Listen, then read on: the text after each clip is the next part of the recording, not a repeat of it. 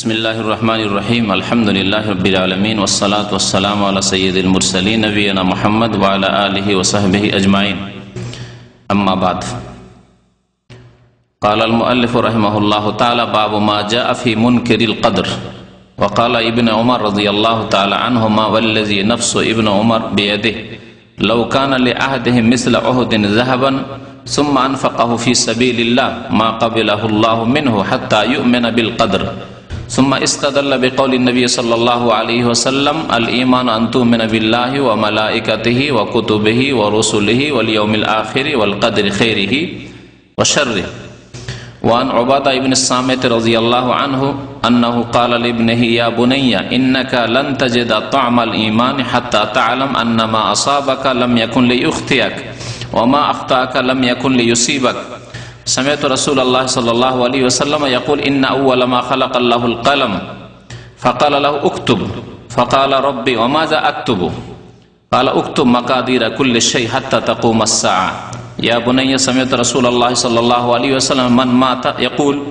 मन माता अला गैरि हाज़ा फ़लैसा मिन्नी व फ़ी रिवायतिन लि अहमद इन्ना अव्वल मा खलक़ल्लाहु तआला अल क़लम फ़क़ाल लहु उक्तुब फ़जरा फ़ी तिल्का अस्साअति बिमा हुवा काइनुन इला यौमिल क़ियामह व फ़ी रिवायतिन लिब्न वहब क़ाल रसूलुल्लाह सल्लल्लाहु अलैहि वसल्लम फ़मन लम युमिन बिल क़द्रि खैरि व शर्रि अहरक़हु अल्लाहु बिन्नार व फ़िल मुस्नद वस्सुनन अन इब्न दैलमी क़ाल अतैतु उबय इब्न कअब फ़क़ुल्तु फ़ी नफ़्सी शय्युन मिनल क़द्र फ़हद्दिसनी बिशयइन लअल्लल्लाह युज़हिबुहु मिन क़ल्बी फ़क़ाल लौ अनफ़क़्त मिस्ल उहुदिन ज़हबन मा क़बलहु अल्लाहु मिनका हत्ता तु'मिन बिल क़द्र व तअलम अन्ना मा असाबका लम यकुन लियुख्तियक व मा अख्ताअका लम यकुन लियुसीबक वलौ मित्ता अला गैरि हाज़ा लकुन्त मिन अहलिन नार क़ाल फ़अतैतु अब्दुल्लाह इब्न मसऊद व हुज़ैफ़ा इब्न अल यमान व ज़ैद इब्न साबित फ़कुल्लुहुम हद्दसनी बिमिस्ल ज़ालिका अनिन नबी सल्लल्लाहु अलैहि वसल्लम हदीसुन सहीहुन रवाहुल हाकिम फ़ी सहीहि। আজকের বিষয়বস্তু হচ্ছে তকদির সম্পর্কে। তকদির, ভাগ্য, নসিব, যা বিভিন্ন ভাষায় আমরা জানি। আরবি ভাষায় একে বলা হয় আল কাদর। আল কাদর আবার কোন কোন জায়গায় পাবেন আকীদার কিতাবে অথবা আকীদা ছাড়া আপনার ফিকহের কিতাবে আল কাজা ওয়াল কদর। আল কাজা মানে হচ্ছে ফয়সালা, আল্লাহর ফয়সালা, আর কাদর মানে হচ্ছে আল্লাহর পক্ষ থেকে নির্ধারণ, যে আল্লাহ পাক নির্ধারণ করেছেন প্রত্যেক ব্যক্তি সম্পর্কে, প্রত্যেক সৃষ্টি সম্পর্কে, প্রত্যেক বিষয় সম্পর্কে যা কিছু নির্ধারণ করেছেন তার নাম হচ্ছে আল কাদর। কদর মানে হচ্ছে তকদির, ওই কাদর থেকে তকদির। কাদ্দারা ইউকাদ্দিরু তাকদীরান মানে কোন জিনিসকে সুপরিমিত করা, কোন জিনিসের পরিমাণ বা কোন বিষয়ের কোন বস্তুর পরিমাণকে নির্ধারণ করা। আমার তকদির মানে আমার জন্য আল্লাহ পাক যা সুপরিমিত করেছেন, যা নির্ধারণ করেছেন, বয়স, রিজিক, আমল, কর্ম, ধর্মীয় আমল, দুনিয়ার আমল, দুনিয়ার কর্ম, ব্যবসা না চাকরি ইত্যাদি ইত্যাদি। তারপরে জন্মের স্থান, জন্মের কাল, মৃত্যুর স্থান কোথায়, মত, মৃত্যুর কাল, সময়, এ সমস্ত এগুলি উদাহরণস্বরূপ বললাম। এছাড়াও সবকিছুই কি শামিল, এক কথায় তাকদীর সমস্ত বিষয়কে শামিল তাকদীর। তো তাকদীর আল্লাহর পক্ষ থেকে নির্ধারিত রয়েছে। তকদিরের প্রতি ঈমান ঈমানের 6টি স্তম্ভের একটি। যে ব্যক্তি তকদিরের প্রতি ঈমান রাখে না বা সন্দেহ রাখে, তার ঈমান অসম্পূর্ণ, তার আমল ইবাদত বন্দেগী কবুল হবে না, তার ঈমান ঠিক নেই। তো এই সম্পর্কে দু একটি হাদিস এখানে রয়েছে, যে হাদিসগুলি শোনানো হবে। লেখক রহমতুল্লাহ আলাইহ যারা তকদিরকে অস্বীকার করে বা তকদির সম্পর্কে সন্দেহ পোষণ করে, সংশয় রয়েছে, তাদের সংশয় দূর করার জন্য এই অধ্যায়টি নিয়ে এসেছেন। কিতাবুত তাওহীদ এই জন্য নিয়ে আসা হয়েছে যে আল্লাহর একত্ব তাওহীদ প্রতিষ্ঠা হবে না, কায়েম হবে না, যতক্ষণ পর্যন্ত মানুষ যথাযথ তকদিরের প্রতি বিশ্বাসী না হবে। যেভাবে আল্লাহ পাক বিশ্বাস করতে বলেছেন, যেভাবে রাসূলুল্লাহ সাল্লাল্লাহু আলাইহি ওয়াসাল্লাম তকদিরের প্রতি ঈমান নিয়ে আসতে বলেছেন। বললাম যে তকদিরের প্রতি ঈমান, ঈমানের যে 6টি পিলার বা স্তম্ভ রয়েছে তার একটি। ঈমানের পিলার 6টি জানা রয়েছে। প্রথম হচ্ছে ঈমান বিল্লাহ, আল্লাহর প্রতি ঈমান। তারপরে মালায়েকাতি, আল্লাহর মালায়েকা ফেরেশতাগণের প্রতি ঈমান, যেগুলি প্রত্যেকটির ব্যাখ্যার প্রয়োজন রয়েছে। আল্লাহর প্রতি ঈমান কেমন করে হবে? ঈমান বিল্লাহর উপরে আমার একটা 1.5 ঘন্টার বক্তব্য আছে, তাতে বলেছে 4টি দিক রয়েছে আল্লাহর প্রতি ঈমানের, যেগুলি প্রত্যেকটি আলোচনা একটা একটা করে একবার এখানে শুরু করলে ওই একটি আলোচনায় থেকে যাব। আসল আজকের বিষয় হচ্ছে তকদির সম্পর্কে, সুতরাং সেই বিষয়ে আলোচনা করি। দ্বিতীয় বিষয় বললাম ঈমানের পিলার মালায়েকার প্রতি ঈমান, সেটাও কেমন করে হইতে হবে তারও বিস্তারিত আলোচনা। আমার বক্তব্য রয়েছে 6টা পিলার, প্রত্যেকটা পিলারের উপর একটা করে বক্তব্য আমার আছে। কুতুবিহি, আল্লাহর গ্রন্থ সমূহ, যেগুলি আল্লাহ আসমানি কিতাব, যেগুলি কিতাব মানে ভাববেন না যে ধর্মীয় গ্রন্থ শুধু, কারণ বেদ ধর্মীয় গ্রন্থ, কিন্তু মানুষের রচনা করা, আসমান থেকে নাজিল করা নাই। বৌদ্ধদেবের ধর্মগ্রন্থ ত্রিপিটক, সেটাও তাদের ধর্মগ্রন্থ, কিন্তু সেটা আসমানি কিতাব নয়।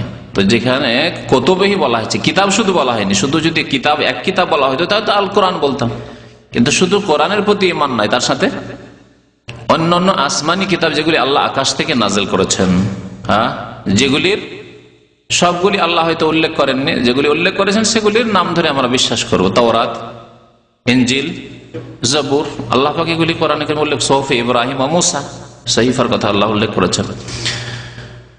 কুতুবিহি, সেগুলি কিতাব আল্লাহর পক্ষ থেকে নাজিল হয়েছিল নির্দিষ্ট যুগের জন্য। সেই যুগ শেষ হয়েছে, অন্য নবী এসেছেন, শেষ নবী মুহাম্মদ সাল্লাল্লাহু আলাইহি ওয়াসাল্লাম আসার পরে সেই কিতাবগুলির বিধান রহিত করে দেওয়া হয়েছে। তারপরে সেই কিতাবগুলি সেই জাতিরা বিকৃত করেছে, যেমন বাইবেল, নতুন অনুশাসন, পুরাতন অনুসরণ, নিউ টেস্টামেন্ট, ওল্ড টেস্টামেন্ট, অর্থাৎ তাওরাত, ইনজিল, এগুলিকে তারা বিকৃত করে ফেলেছে। সেগুলি আসল রূপের নেই। আসল রূপে না থাকলেও তাতে আংশিক কিছু আল্লাহর বাণী রয়েছে, সবগুলি না থাকলেও কিছু কথা রয়েছে, কিন্তু জানা নেই কোনটি আল্লাহর কথা, সত্য কথা, কোনটি ভুল কথা। তারপর যেগুলি আল্লাহর কথা সেগুলি আল্লাহ পাক ঘোষণা করেছেন যে কোরআনুল কারীম নাযিল হওয়ার পরে, শেষ রাসূল মুহাম্মদ সাল্লাল্লাহু আলাইহি ওয়াসাল্লাম আসার পরে সেগুলিকে রহিত করে দেওয়া হয়েছে, ক্যান্সেল ঘোষণা করা হয়েছে। সেই বিধান অচল, সেই বিধান আর চলবে না। যেমন ইংরেজদের সংবিধান ভারত উপমহাদেশ থেকে শেষ করে দেওয়া হয়েছে, চলবে কি? চলবে না। পাকিস্তানের বিধান বাংলাদেশ থেকে শেষ করে দেওয়া হয়েছে, পাকিস্তানি সংবিধান, সেই পাকিস্তানি সংবিধান আর বাংলাদেশ চলবে না ৭১-এর পরে, ঠিক না? তেমনি 1400 বছর আগে যেমনই শেষ নবী মুহাম্মদ সাল্লাল্লাহু আলাইহি ওয়াসাল্লাম চলে এসেছেন, তেমন তাওরাত, ইনজিল, জবুর এসবের বিধানকে রহিত করে দেওয়া হয়েছে, ক্যান্সেল ঘোষণা করা হয়েছে, তা চলবে না। কেউ ইহুদি হয়ে থাকবে, কেউ খ্রিস্টান হয়ে থাকবে, কেউ জবুর আর ইনজিলের প্রতি ঈমান রাখবে আর বলবে আমি মুক্তি পাবো, মুক্তি হবে না। এই মর্মে বহু দলিল রয়েছে, যেদিকে এখন আর প্রবেশ করছি না। তো কিতাব সমূহের প্রতি ঈমান, কোরআনে কারীমের প্রতি ঈমান হচ্ছে বিস্তারিত ঈমান। ঈমানও রাখতে হবে আল্লাহর কিতাব, এবং এই আল্লাহর কিতাব অবিকৃত আছে, অবিকৃত থাকবে কিয়ামত পর্যন্ত, যতদিন আল্লাহ এই কিতাব না উঠিয়ে নেবেন, পৃথিবী যতদিন ধ্বংস না হবে, এই কিতাবকে কেউ বিকৃত করতে পারবে না। এবং এই কিতাবের বিধান সারা বিশ্ববাসীর জন্য, কালো সাদা সবার জন্য। এই কিতাবের প্রত্যেকটি আয়াতের প্রত্যেকটি বিধান মানা, বিশ্বাস করা এবং তার বাস্তবায়ন করা ফরজ। তাহলে অন্য কিতাবের প্রতি ঈমান এতটুকু যথেষ্ট, যেগুলি আল্লাহর কিতাব ছিল, আল্লাহ পাক রব্বুল নাযিল করেছিলেন, সেগুলি রহিত করে দিয়েছে। কিন্তু এই কোরআনুল কারীমের প্রত্যেকটি বিধান জীবনের প্রত্যেকটি ক্ষেত্রে যে যে ক্ষেত্রে রয়েছে তা বাস্তবায়িত করতে হবে। তারপরে রসুলগণের প্রতি ঈমান ওই কিতাবের প্রতি ঈমানের মতোই, সমস্ত রসুলের প্রতি ঈমান রাখি তারা আল্লাহর পক্ষ থেকে যারা রাসূল। শুধু ধর্ম যাদেরকে বলে যে ধর্মীয় পুরুষ বা ধর্মীয় নেতা, তারা নাই, যেমন বৌদ্ধদেব আছে বা হিন্দুদের কিছু ধর্মীয় নেতা আছে, সেগুলি নাই। যাদেরকে আল্লাহ পাক রব্বুল আলামিন নবী করে রাসূল করে পাঠিয়েছেন তাদের প্রতি ঈমান। আর তাদের 25 জনের কথা আল্লাহ পাক রব্বুল কোরআনে কারীমে উল্লেখ করেছেন। আর বাকি যাদের নাম জানি না তাদের সম্পর্কে ঈমান রাখি, আল্লাহ পাক যাদেরকে নবী করেছেন তাদের প্রতি ঈমান রয়েছে। শেষ রাসূল সাল্লাল্লাহু আলাইহি ওয়াসাল্লামের প্রতি ঈমান, আকীদার ক্ষেত্রে, আমলের ক্ষেত্রে, জীবনের প্রত্যেকটি ক্ষেত্রে আপনাকে নবী করিম সাল্লাল্লাহু আলাইহি ওয়াসাল্লামের আদর্শ মোতাবেক জীবন যাপন করতে হবে। ওয়াল ইয়াউমিল আখির, 5 নম্বরে হচ্ছে পরকালের প্রতি ঈমান, যা শুরু হয় মানুষের মত থেকে শুরু করে মরার পরে, মত যখনই হয়ে গেল তখন থেকে যে জীবনটা শুরু হচ্ছে, আয়াতটা কবরের জীবন, বারজাখী জীবন, আবার পুনরুত্থান, তারপরে হাসর, বিচার, নিকাশ, যা তাতে যে সব জিনিস রয়েছে, এক জান্নাত জাহান্নাম পর্যন্ত, পুল সিরাত সবকিছু পার হয়ে জান্নাতে অথবা জাহান্নামে এই পর্যন্ত, এবং জান্নাত জাহান্নাম সম্পর্কে আল্লাহ এবং তার রাসূল যা বলেছেন এগুলি হচ্ছে সব আখিরাতের প্রতি ইমানের অন্তর্ভুক্ত। যা কিছু এই সম্পর্কে বলা হয়েছে কোরআনে বা হাদিসে তা বিশ্বাস করতে হবে, হচ্ছে ইমান বিল ইয়াউমিল আখির, পরকালের প্রতি ইমান। 6 নম্বরে হচ্ছে ওয়াল কাদরি খাইরিহি ওয়া শাররিহি, ভালো মন্দ তাকদীরের প্রতি ইমান। আল্লাহ পাক নির্ধারিত করেছেন, সে ভালো হইতে পারে মন্দ হইতে পারে, বান্দার দিকে লক্ষ্য করলে সেটাকে ভালো মন্দ দুই ভাগে ভাগ করা যাবে। এই কথাটি গুরুত্বপূর্ণ বিষয়, সূক্ষ্ম বিষয় মনে রাখবেন। আল্লাহ পাক আমাদের জন্য যা কিছু নির্ধারণ করেছেন, কখন আমাদের ভালো লাগে মানে ভালো অনুকূলে রব্বুল আলামিন যাই সৃষ্টি করেছেন তা তার দিকে লক্ষ্য করলে, তার দিকে সম্পৃক্ত করলে সেগুলি মঙ্গল। আল্লাহ পাক মঙ্গলের জন্য সৃষ্টি করেছেন। তকদিরের হাদিসগুলির ব্যাখ্যা করার আগে তকদিরের 4টি স্তর আছে, যেই স্তরগুলিকে আরবি ভাষায় বলা হয় মারাতেবুল কদর।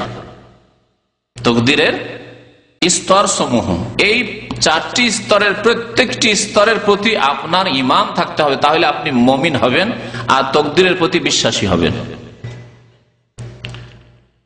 তকদিরের 4টি স্তর শোনেন। প্রথম স্তর হচ্ছে ইলমুল্লাহ, আল্লাহ পাকের ইলম। আল্লাহ পাক যে তকদির নির্ধারণ করেছেন, খুব সহজ ভাষায় বুঝাচ্ছি যাতে সবাই বুঝতে পারেন, চেষ্টা করেন। আল্লাহ পাক যা কিছু সৃষ্টি করেছেন, কি বললাম তকদির মানে তা নির্ধারণ করেছেন, তাই না? নির্ধারণ করেছেন। নির্ধারণ করার আগে, সৃষ্টি করার আগে আল্লাহ পাক রব্বুল আলামিন সবকিছু জানেন। আল্লাহ পাক সবকিছুই জানেন। আল্লাহ যেমন অতীত জানেন, বর্তমান জানেন, ভবিষ্যৎ জানেন। আল্লাহ সম্পর্কে এই কথা কি বলতে পারবেন যে আল্লাহ পাক রব্বুল আলামিন 5000 10,000 বছর আগের খবর পর্যন্ত জানেন, তার আগের গুলি জানেন না? বলতে পারবেন কি? না কুফরি কথা হবে। তাহলে এই ক্ষেত্রে কি বলতে হবে যে ওয়াকান আল্লাহ ওয়াসিআন হাকিমা ওয়াসিআন আলিম, আল্লাহ পাক রব্বুল আলামিনের ইলম প্রশস্ত। হ্যাঁ, আহাতা বিকুল্লি শাইইন ইলমা, আল্লাহ কোরআনে বলেছেন আল্লাহ পাক এর ইলম সবকিছুকেই পরিবেষ্টিত ঘিরে আছে। সবকিছুকে, সবকিছু মানে সব বস্তুকেও, সব স্থানকেও, আর সব যুগকেও, সব কালকেও। অতীতে এমন কোন মানে লিমিটেশন নাই যে এত হাজার হাজার বছর আগ পর্যন্ত আল্লাহ জানেন, তার আগে জানেন না। বলতে পারবেন কি? কুফরি কথা। তা আল্লাহ পাক রব্বুল আলামিন সবকিছুই জানেন, অতীতের কোনো সীমানা নেই আল্লাহ পাকের ইলম সম্পর্কে। বর্তমানের কোন সীমানা নেই যে আল্লাহ পাক রব্বুল আলামিন শুধু স্থলের খোঁজ খবর রাখেন, পানির তলার খবর রাখেন না, পাহাড়ের ভিতরে পাথরের ভিতরে কি আছে তার খবর রাখেন না। বলবেন আল্লাহ পাক সব খবর রাখেন। ভবিষ্যৎ কত হাজার বছর পর্যন্ত আল্লাহ পাক জানেন। হ্যাঁ, সবকিছু জানেন, কোন সীমানা নেই আল্লাহ পাক রব্বুল আলামিনের ইলমের। আহাতা বিকুল্লি শাইইন ইলমা, আল্লাহ পাক রব্বুল আলামিন ইলম সবকিছুকে ইহাতা করে ঘিরে রয়েছে। তো আল্লাহ পাক রব্বুল আলামিনের তকদিরের ক্ষেত্রে প্রথম তকদিরের প্রতি ইমানের স্তর হচ্ছে যে আল্লাহর ইলম সম্পর্কে আপনার ইমান, যে আল্লাহ সব কিছুই জানেন। সুতরাং আমার আপনার যখন জন্ম হয়েছে 20 শতাব্দীতে, আপনি 21 শতাব্দীতে পা রেখেছেন আর আপনার হায়াত চলছে, এই সম্পর্কে আল্লাহ পাক রব্বুল আলামিনের আজল থেকে, প্রথম থেকে, যার কোনো আদি নেই, অন্ত নেই, শুরু নেই, শেষ নেই, আল্লাহ পাক জানেন, সব ইলম জানেন আপনার সম্পর্কে, আমার সম্পর্কে।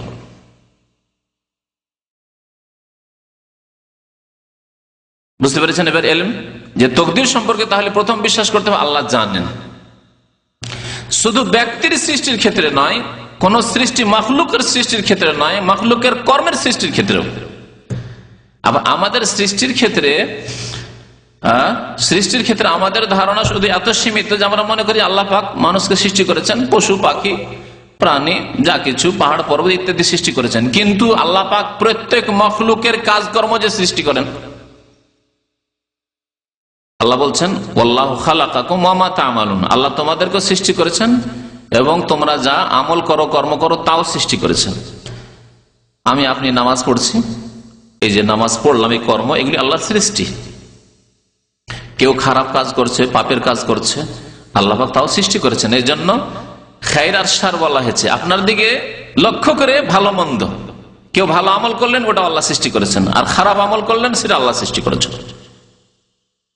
কিন্তু আল্লাহ পাকের দিকে লক্ষ্য করে সবগুলি খায়র। তো আল্লাহ পাক রব্বুল আলামিনের এই সম্পর্ক ইলম রয়েছে, শুধু ব্যক্তির সৃষ্টি সম্পর্কে নয়, মাখলুকের সৃষ্টি সম্পর্ক নয়, বরং মাখলুকের কর্ম।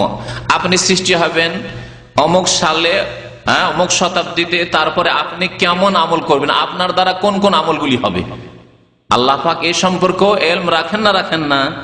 যে আপনি আব্দুর রহমান এতদিন বাঁচবেন এবং এই আমলগুলি করবেন, ভালো বা খারাপ, আল্লাহ জানেন না জানেন না? সবকিছুই জানেন। এই জন্য আল্লাহ পাকের নাম হচ্ছে আলিম, আলেম নয়। আমরা যারা জ্ঞানী মানুষ তাদের কি বলি? আলেম বলি, আলিম বলতে পারি না। আলেম মানে যিনি জ্ঞান রাখেন, শরীয়তের আলেমকে আলেম বলি। হ্যাঁ, আরবি ভাষাতে বৈজ্ঞানিকদের আলেম বলছে, উলুম বলছে সায়েন্সকে, যে ইংরেজিতে সায়েন্স বলছেন, বাংলাতে যেটাকে বিজ্ঞান বলছেন, সেটা আরবি ভাষাতে ওই সাবজেক্টের নাম হচ্ছে উলুম।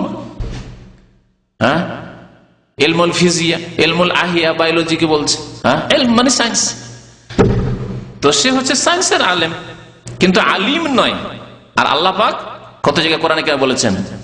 আল্লাহ বিকুল্লি শাইইন আলিম, আল্লাহ সবকিছু সম্পর্কে সম্যক জ্ঞাত, সম্যক জ্ঞাত তর্জমা করছে কোন জায়গায়, বা সর্বজ্ঞ, সবকিছুই জানেন, এ অর্থ করছেন আলিম। তো তাকদীরের একটি স্তর বললাম কি, আল্লাহ পাকের সবকিছু সম্পর্কে ইলম রয়েছে। দ্বিতীয় স্তর হচ্ছে যে আল্লাহ পাক যখন জানেন, তো আল্লাহ পাক সবকিছুর কিতাবা করেছেন, লিখে রেখেছেন। দ্বিতীয় স্তরের নাম হচ্ছে আল কিতাবা, লিখে রাখা।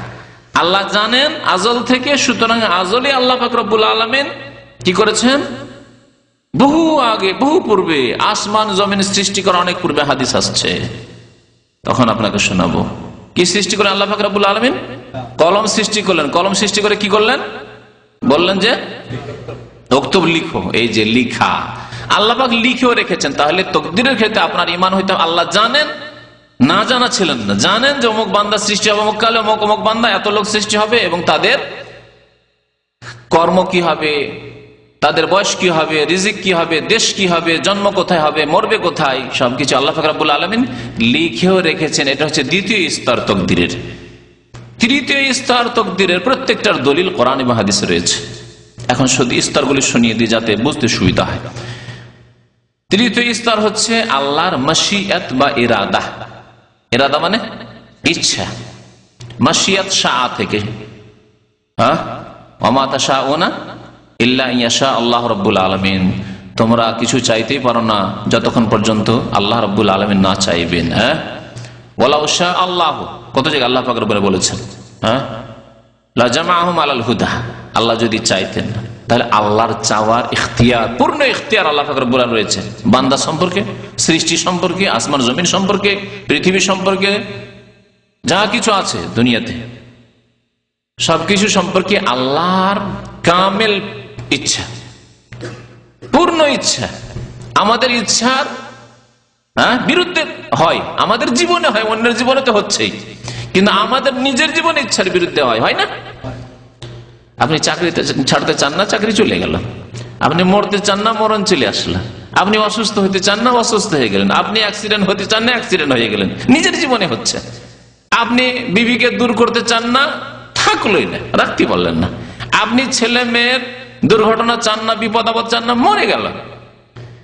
রাসূলুল্লাহ সাল্লাল্লাহু আলাইহি সাল্লামের জীবনেও ইচ্ছার বিরুদ্ধে হয়েছে। তার কি ইচ্ছা ছিল না যে আমার ইব্রাহিম বাঁচুক, আমার কাসেম বাঁচুক, থাকুক, আমার যায়েনাব, রুকাইয়া, উম্মে কুলসুম এরা থাকুক, তারাই বেঁচে থাকুক, আমি যাতে করে তাদেরকে দেখতে পাই। আমার পরে না ইন্তেকাল নয়, আমার পরে তাদের ইন্তেকাল হোক। প্রত্যেকে চায়, প্রত্যেক বাবা মা চায় যে আমার ছেলে মেয়েরা থাকো, আমি আগে মরব, ওরা থাক, ঠিক না? কিন্তু ইচ্ছার বিরুদ্ধে হয়েছে। নবী করিম সাল্লাল্লাহু আলাইহি ওয়াসাল্লামের কি এই আকাঙ্ক্ষা ছিল না যে আমার হাসান হোসেন এত প্রিয়, তারা খুব সহি সালামত থাকুক, সুখে থাকুক? কিন্তু মর্মান্তিক শাহাদাত বরণ করতে হয়েছে তাদেরকে। ওসমান রাদিয়াল্লাহু তাআলা আনহু, আলী রাদিয়াল্লাহু, তাদেরকে শহীদ হতে হয়েছে। তাহলে ইচ্ছার বিরুদ্ধে আল্লাহর সবচেয়ে বড় নেক বান্দার সম্পর্কে আল্লাহ পাক যা করেছেন পৃথিবীতে, আল্লাহর পূর্ণ ইচ্ছা। এ হচ্ছে তৃতীয় স্তর তাকদীর সম্পর্কে, যে আল্লাহ পাক রব্বুল আলামিন নিজের ইচ্ছায়, নিজের ইরাদায় পূর্ণ ক্ষমতা রাখেন। আল্লাহ যা ইচ্ছা তাই পৃথিবীতে করেন, মানুষের ইচ্ছার কোনো দখল সেখানে নেই। এই আকীদাগুলি জানা থাকে তো অনেক কুফরি শিরকি আকীদা আমাদের সমাজ থেকে, আমাদের সমাজের বাতিল আকীদাগুলি দূর হয়ে যাবে। আল্লাহ পাক রব্বুল আলামিন মালাকুল মউতকে পাঠালেন। আব্দুল কাদের জিলানীর জীবনীতে বাংলায় যে কিতাব আছে তাতে আছে, উর্দুতে যে কিতাব আছে তাতেও আছে। মালাকুল মউতকে পাঠালেন রূহ কবজ করার জন্য। রূহ কবজ সারাদিনে তো অনেকগুলি করলেন তিনি। তার মধ্যে এক পীরের এক মুরিদের, কি বললেন, এক পীরের মুরিদের এক ছেলে ওরও রূহ কবজ করেছে। পীরকে গিয়ে কমপ্লেন জানিয়েছে, আজকে মালাকুল মউত আমার একটি ছেলে নিয়ে চলে গেল। আর কি পীর ছাড়ে, গিয়ে মালাকুল মউতকে রাস্তায় ধরে নিল।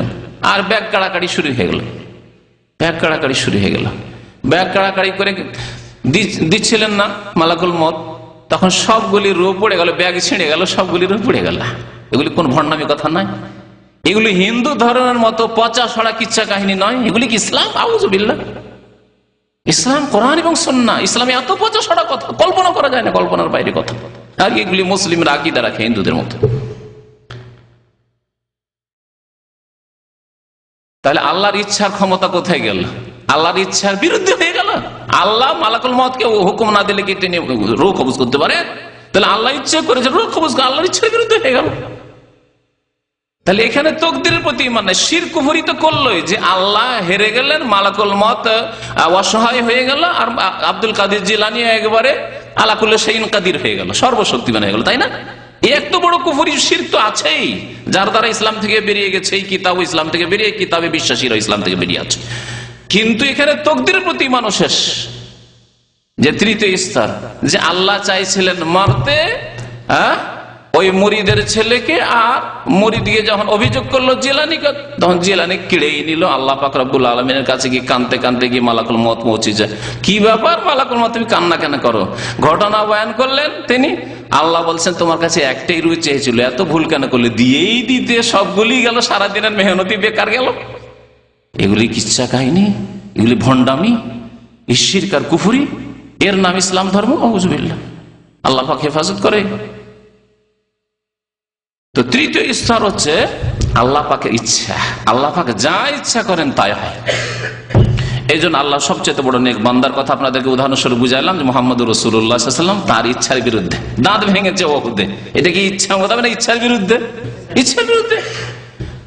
70 জন শহীদ হয়ে গেলেন এই আকাঙ্ক্ষা নিয়ে, শাহাদাত এসেছিলেন। শাহাদাত সে হয়ে যায়, সেটা তখন সন্তুষ্ট থাকতে হবে। কিন্তু এই ইচ্ছা নিয়েছেন আমরা জয়ী হব, আর কাফেররা হতে হবে, জাহান্নামে পৌঁছবে। তো ইচ্ছার বিরুদ্ধে হয়েছে, মাথা আহত হয়েছে নবী করিম সাল্লাল্লাহু আলাইহি ওয়াসাল্লামের হুতে। তায়েফে গেলেন, একটিও লোক মুসলমান হলো না, তারা জখম করলো রাসূলুল্লাহ সাল্লাল্লাহু আলাইহি ওয়াসাল্লামকে। এগুলো ইচ্ছার বিরুদ্ধে কি নয়? ইচ্ছার বিরুদ্ধে। ইচ্ছা কার? এখানে যে সর্বশক্তিমান আল্লাহ পাক রব্বুল আলামিনের ইচ্ছা হচ্ছে এই তাকদীরের তৃতীয় স্তর। এর প্রতি ঈমান থাকতে হবে যে আল্লাহ আপন ইচ্ছায় সর্বশক্তিমান। চতুর্থ স্তর হচ্ছে আল খালক, সৃষ্টি। আল্লাহ তার পূর্ণ ইচ্ছা, যা ইচ্ছা তাই চান এবং তিনি ওইভাবে সৃষ্টি করেন, যা ইচ্ছা সৃষ্টি করেন। চতুর্থ স্তরে গিয়ে তখন সৃষ্টির কথা আসবে। আল্লাহ পাক জানেন সৃষ্টি সম্পর্কে, আল্লাহ পাক জানার ভিত্তিতে লিখে রেখেছেন।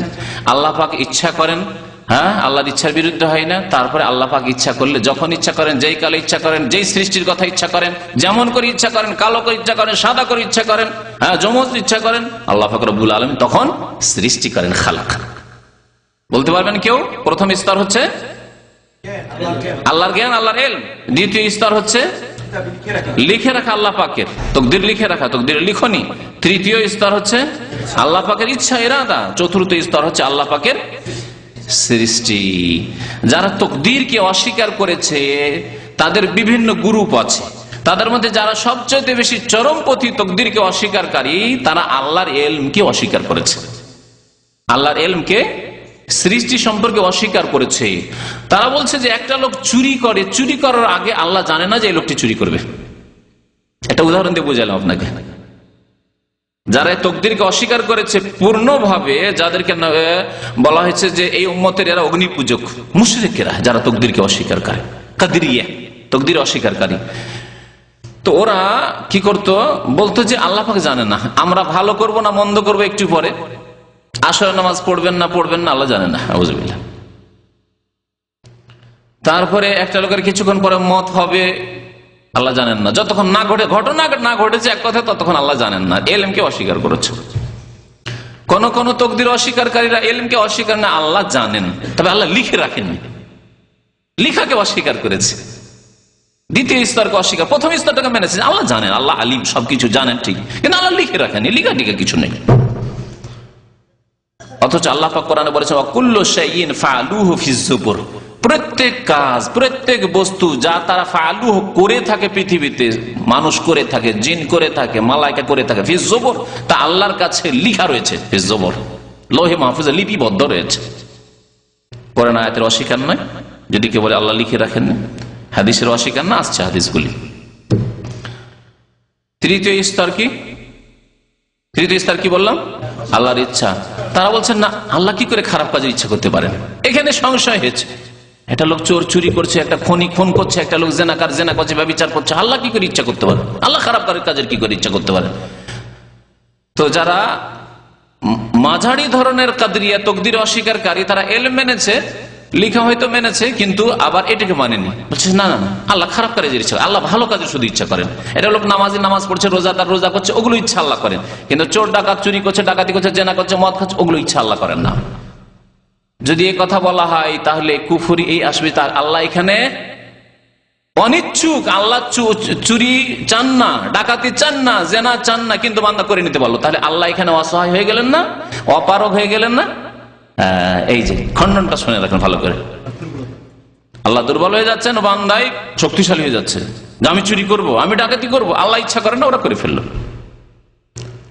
সেজন্য আগে বলেছি যে আল্লাহ পাক রব্বুল আলামিন ইচ্ছা করেন সব কাজেরই, কিন্তু বলবো না যে আল্লাহ পাক খারাপের ইচ্ছা করেন। ওটা আল্লাহর দিকে যখন লক্ষ্য করবো তখন বলবো সবগুলি ভালো, কিন্তু বান্দার দিকে যখন লক্ষ্য করে বলবো তখন ভালো কাজটি ভালো আর খারাপ কাজটি খারাপ। কারণ বান্দাকে আল্লাহ পাক শরীয়তের দায়িত্ব দিয়েছেন যে তোমাকে সৎ কাজ করতে হবে, অসৎ কাজ থেকে বাঁচতে হবে। চতুর্থ স্তর কি বললাম? সৃষ্টি করা।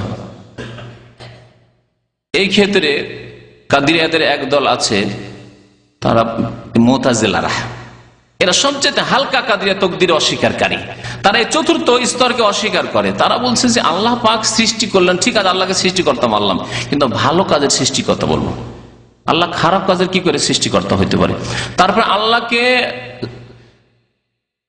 বস্তুর সৃষ্টিকর্তা মানবো, বস্তুর সৃষ্টিকর্তা, বস্তু মানে মানুষ, আল্লাহ মানুষকে আল্লাহ সৃষ্টি করেছেন, সাপ আল্লাহ সৃষ্টি করেছেন, বিচ্ছু আল্লাহ সৃষ্টি করেছেন, ঠিক আছে, বাঘ, হ্যাঁ, হিংস্র পশু ইত্যাদি সবকিছু, কুকুর, শিরগাল সবকিছু আল্লাহ সৃষ্টি করেছেন।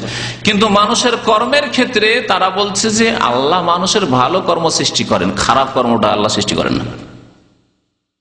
খারাপ কর্ম যেটা একজন থেকে হইল, শিরক হইল, আল্লাহ ওটা সৃষ্টি করেন না। যদি আল্লাহ সৃষ্টি করেন তাহলে তো আল্লাহর উপরে দোষ লেগে যায়। আল্লাহকে দোষ থেকে বাঁচাতে চেয়েছে, তারপরে তার আরেক দোষে পড়ে গেছে। সেটা কি? যে আল্লাহ তাহলে খারাপটা সৃষ্টি করেননি। শুনে রাখুন ভালো করে, আল্লাহ যদি তকদির যারা অস্বীকার করেছে এই পয়েন্টে, তাদেরকে বলুন যে আল্লাহ শিরক সৃষ্টি করেননি।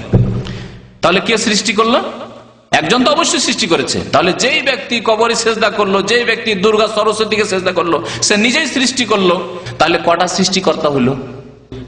হ্যাঁ, বহু সৃষ্টিকর্তা। যত লোক পাপ করছে, খারাপ কাজগুলি করছে, তত সৃষ্টিকর্তা তাদের কাছে। তাহলে তারা মুওয়াহিদ থাকলো, মুসলিম থাকলো না মুশরিক হয়ে গেল? মুশরিক হয়ে গেল। এখানে এসে তারা মুশরিক হয়ে গেল। আর আহলে সুন্নাত ওয়াল জামাত তারা বলছে যে আল্লাহ পাক সবকিছুই সৃষ্টি করেছেন, কিন্তু আল্লাহ পাক রব্বুল আলামিন যেহেতু মানুষকে স্বাধীনতা দিয়েছেন ভালো কাজ করার ও মন্দ কাজ করার, সেজন্য মন্দ কথাটি বান্দার দিকে সম্পৃক্ত করে বলবো যে বান্দা তুমি নিজের স্বেচ্ছায় স্বাধীনতায় তুমি এই খারাপ কাজগুলি করলে। এই কয়েকটি কথা তকদির সম্পর্কে মনে রাখবেন, ইনশাআল্লাহ তাআলা তকদির বুঝতে সুবিধা হবে। এছাড়া আমার তকদিরের একটা বক্তব্য আছে আগের।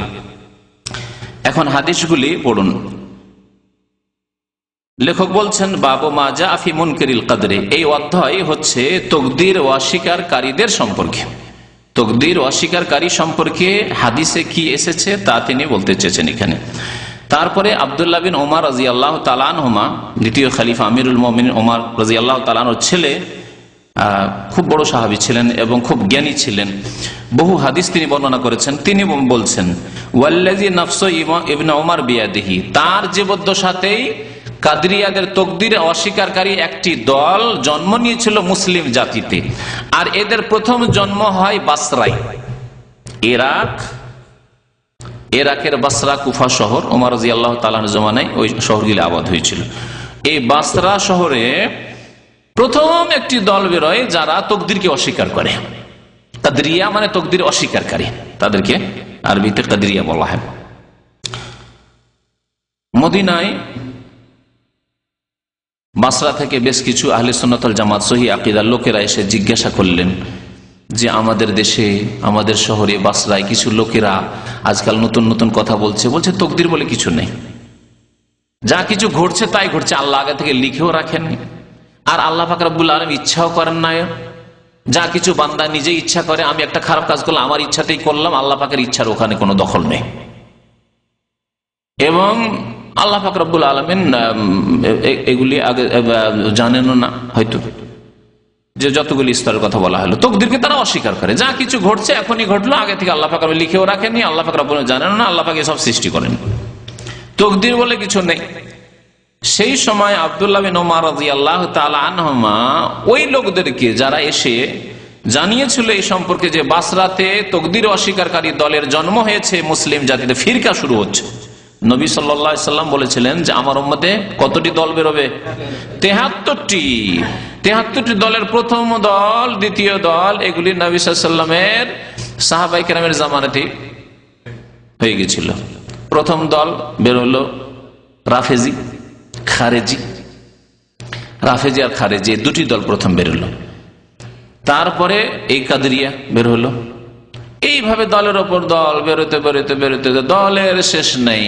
তারপরে তরিকত তাসাউফের দলগুলি বেরোলো, তাসাউফে প্রথম 4টি দল বেরোলো, 4টি থেকে আবার শাখা প্রশাখার শেষ হলো না, কত যে দল রয়েছে, এভাবে 73 বড় বড় দল 73টি রয়েছে, আর ছোটখাটো দলের অভাব নাই মুসলিম জাতিতে। ইহুদি খ্রিস্টানদেরকে পিছনে ছেড়ে দিয়েছে, নবী সাল্লাল্লাহু আলাইহি ওয়াসাল্লাম বলেছে ইহুদিরা 71 ভাগে বিভক্ত হবে, খ্রিস্টানরা 72 ভাগে বিভক্ত হবে, আর আমার উম্মত 73 ভাগে বিভক্ত হবে, আর জান্নাতে যাবে কতটি দল? সবগুলি।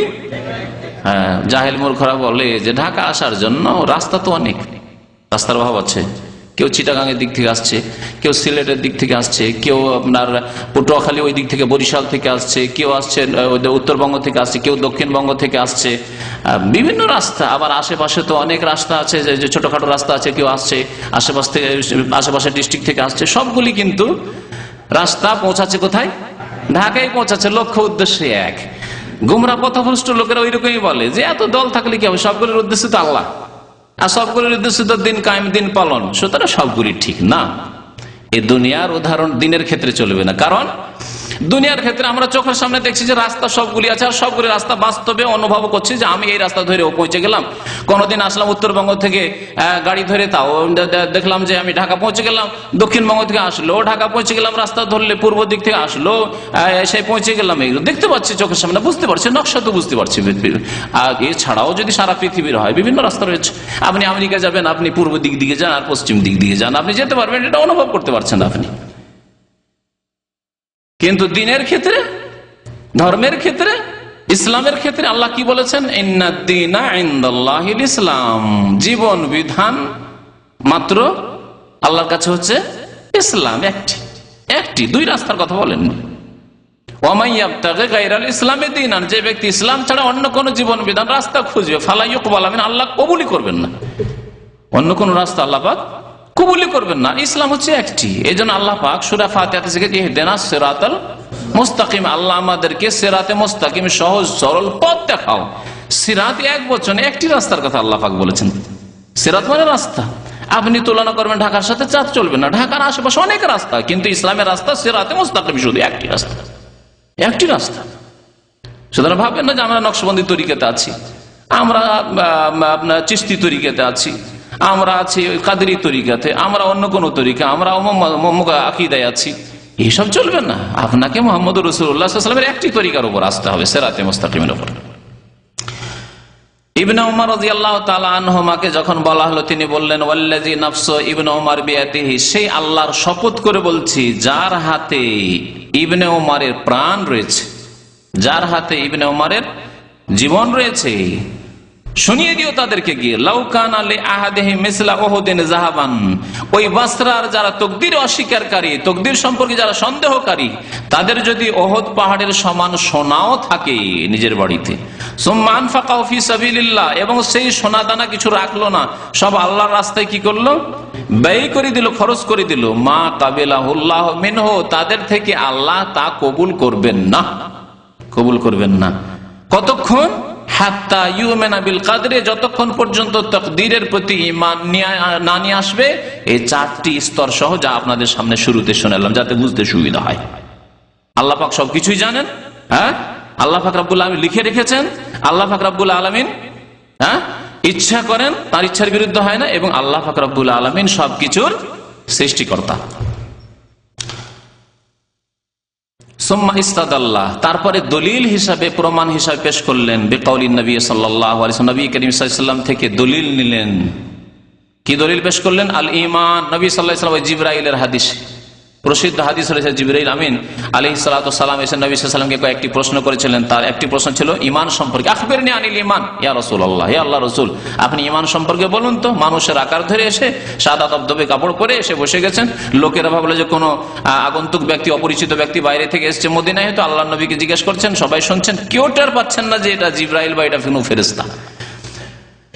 নবী সাল্লাল্লাহু আলাইহি ওয়াসাল্লাম উত্তরে বললেন, আল ঈমান আন তুমিনা বিল্লাহ, ঈমান হচ্ছে আল্লাহর প্রতি ঈমান নিয়ে আসবে তুমি, ওয়া মালায়েকাতিহি, আল্লাহর ফেরেশতাগণের প্রতি ঈমান নিয়ে আসবে, ওয়া কুতুবিহি, আল্লাহর কিতাব সমূহের প্রতি ঈমান নিয়ে আসবে, ওয়া রাসূলিহি, আল্লাহর রাসূলগণের প্রতি ঈমান নিয়ে আসবে, ওয়াল ইয়াউমিল আখির, পরকালের প্রতি ঈমান নিয়ে আসবে, ওয়া তুমিনা বিল কদরি খাইরি ওয়া শাররি, এবং তুমি ঈমান নিয়ে আসবে, বিশ্বাস করবে ভালো মন্দ তাকদীরের প্রতি। সুতরাং এর প্রতি যদি ঈমান না থাকে, পাঁচটি বিশ্বাস করলো আর ছয় নম্বরটি বিশ্বাস করলো না, তাহলে আল্লাহ পাক তার ইবাদত বندگی ফরজ নফল কিছুই কবুল করবেন না। ওয়ান উবাদা ইবনে সামিত, উবাদা ইবনে সামিত রাদিয়াল্লাহু তাআলা আনসারী সাহাবী বলছেন, আন্নাহু ক্বালা লিবনিহি, তার এক ছেলেকে উপদেশ দিয়েছিলেন তিনি, ইয়া বুনাইয়া, হে বৎস, হে প্রিয় সন্তান, ইন্নাকা লান তাজিদা তা'মাল ঈমান, তুমি কখনো ঈমানের স্বাদ পাবে না। ঈমানের একটা স্বাদ আছে, ইসলামের স্বাদ আছে, নামাজের স্বাদ আছে, রোজা রাখার একটা স্বাদ আছে, খিদায় আছেন তারপরও স্বাদ আছে, হজ করে মেহনত পরিশ্রম করে শরীর মনে হচ্ছে ভেঙে চলে গেছে, তারপর একটা স্বাদ আছে, দান করার একটা স্বাদ আছে, চলে গেল টাকা, দান করলেন আপনি, দিয়ে দিলেন 10,000 20,000 1 লাখ টাকা দিয়ে দিলেন, টাকা গেল কমে গেল, তাতে একটা স্বাদ আছে। প্রত্যেকটি ইবাদতের স্বাদ আছে, কিন্তু এই স্বাদ সবাই পায় না। বখিল সাদকা করে স্বাদ পায় না, কষ্ট হয়, আর যদি দিয়েও দেয় পরে আফসোস করে এত টাকা চলে গেল। ওই রকমের নামাজ, যে ব্যক্তি সত্যি নামাজ পড়ার মতো নামাজ পড়ে, যেভাবে আল্লাহ এবং তার রাসূল নামাজ পড়তে বলেছেন, সেই খুশু আন্তরিকতার সাথে নিষ্ঠা, যে শর্ত আর কান সহ, স্বাদ পায় না নামাজ পড়ে। যার ফলে নামাজ পড়ে আবার ছাড়ে, কখনো পড়ে না, বা নামাজে ওই রকমের কোন রকমের তার উন্নতি নেই। বলছেন যে তুমি ঈমানের স্বাদ পাবে না অতক্ষণ পর্যন্ত, হাত্তা তা'লামা, যতক্ষণ পর্যন্ত তুমি তাকদীরের প্রতি ঈমান না নিয়ে আসবে। তাকদীরের প্রতি বিশ্বাস না থাকলে ঈমানের স্বাদ পাবে না। তাকদীরের প্রতি ঈমান থাকলে যখন আপনার উপর কোনো কষ্ট আসবে, তখন আপনি বলবেন আলহামদুলিল্লাহ, এটা আল্লাহর পক্ষ থেকে, আল্লাহ জানছেন। এটা মানুষ আল্লাহর উপর কোনো কিছু করে দিতে পারে না। সুতরাং যে আল্লাহ পাকের কাছে খবর আছে যে আমার উপর দুঃখ এসেছে, কষ্ট এসেছে, আমার চাকরি নেই, আমার কাজ নেই, আমার অভাব আছে, সে আল্লাহ আমার দোয়া শুনবেন। আল্লাহ পাক ইনশাআল্লাহ ইন্না মাআল উসরি ইউসরা, আল্লাহ সহজ করে দেবেন, কঠিনের পরে আল্লাহ পাক আসান করে দেবেন। কারণ আল্লাহ যখন দিয়েছেন আল্লাহ দূর করবেন। তারপর আল্লাহর পক্ষ থেকে এসেছেন, আল্লাহ তো আমার মাতা পিতার চাইতে বেশি দয়ালু, আরহামুর রাহিমিন, তিনি কি আমার জুলুম করবেন? তিনি আমাকে পরীক্ষা করছেন, অথবা আমার কোনো গুনার জন্য আমাকে সতর্ক সাবধান করছেন। সুতরাং আলহামদুলিল্লাহ, যা হয়েছে। দেখেন কিভাবে নিল একজন মুমিন মানুষ, যে তাকদীরের প্রতি ঈমান রাখে, এই বালা মুসিবত গুলিকে কত সুন্দর করে গ্রহণ করলো সাদরে, তাই না? কিন্তু যার তাকদীরের প্রতি ঈমান নেই, যেভাবে তাকদীরকে বুঝাইলাম, সে বালা মুসিবতে বিপদে পড়লে হাই হতাশের শেষ নেই, আফসোসের শেষ নেই, আক্ষেপের শেষ নাই, আর জীবন রাখবো না, আমার এই ছেলেই নাই তো আর জীবনে থেকে লাভ কি, আত্মহত্যা করে দেবো, ফসল বাণী সব বন্যায় ডুবে গেল, আর থেকে লাভ কি, আমার মাও গেল বাবাও গেল, একা আর বেঁচে থেকে লাভ কি, আত্মহত্যা করে দেবো, করছে না? আত্মহত্যা করছে। যার তাকদীরের প্রতি ঈমান নেই, যেভাবে আল্লাহ ঈমান নিয়ে আসতে বলেছেন, তারা আত্মহত্যা করছে, তারা অশান্তিতে থাকছে, তারা মানসিক পেরেশানিতে থাকছে, তাদের দুনিয়ায় জাহান্নাম, আখিরাতেও জাহান্নাম। অতক্ষণ পর্যন্ত ঈমানের স্বাদ পাবে না। এই লোকটি কিন্তু ঈমানের স্বাদ পাচ্ছে, কষ্টে আছে, বালা মুসিবতে, পেটে খাবার নেই, তারপরেও স্বাদ পাচ্ছে, নামাজ পড়ে স্বাদ পাচ্ছে, আলহামদুলিল্লাহ, আল্লাহ পাককে আমি রাজি করতে পেরেছি, আল্লাহ পাক আমার উপর খুশি আছে, আল্লাহ পাক আমার সম্পর্কে জানছে আমি কি হালতে আছি। হাত্তা তাআলামা, যতক্ষণ পর্যন্ত এই ইলম তোমার না হবে, এই বিশ্বাস না হবে, আন্নামা আসাবাকা লাম ইয়াকুন লিইখতিয়াকা, যেই বিপদ তোমার উপর এসেছে সেটা তোমাকে ভুল করার নয়, ভুল করতে পারে না। এমনটা হইতে পারে না যে তোমার উপর মুসিবত ভুল করে চলে এসেছে, অথবা তোমার উপর মুসিবত এসেছে এটা অন্য জায়গায় ভুল করে চলে যেতে পারে, এরকম হইতে পারে না। অন্যের মুসিবত তোমার উপর ভুল করে চলে আসেনি, আর তোমার মুসিবত অন্যকে ভুল করে চলে যেতে পারে না। তোমার উপর এটা লিখনি ছিল, আল্লাহ পাকের ইলমে আজল থেকে ছিল, এবং আল্লাহ পাক রব্বুল আলামিন ইচ্ছা করেছেন, আল্লাহ পাক এই সৃষ্টি করেছেন, এই বিপদ তখন হয়েছে। জি, এর নাম তাকদীর। তখন তুমি স্বাদ পাবে ইমানের। ওমা আখতাকা, আর যেটি তোমাকে মিস করে গেছে, ভুল করে গেছে, একটা দুর্ঘটনা হচ্ছিল আর দুর্ঘটনা হইতে হইতে একবারে বেঁচে গেলেন, কোন রকম বেঁচে গেলেন, এদিক সেদিক সবাই ক্ষয়ক্ষতি হয়েছে, অনেক কিছু হলো, কিন্তু মাশাআল্লাহ আপনি বেঁচে গেলেন। যে কোনো ক্ষেত্রে আপনি ভাববেন না যে আমি খুব চালাক চতুর তাই আমি বাঁচে গেলাম, আমি জেগেছিলাম আর ধরেছিলাম, অ্যাক্সিডেন্ট হয়েছিল, যারা সব ঘুমিয়েছিল, ঝিমাচ্ছিল, তন্দ্রায় ছিল, তারাই অ্যাক্সিডেন্ট হয়েছে, আমি বেঁচে গেছি।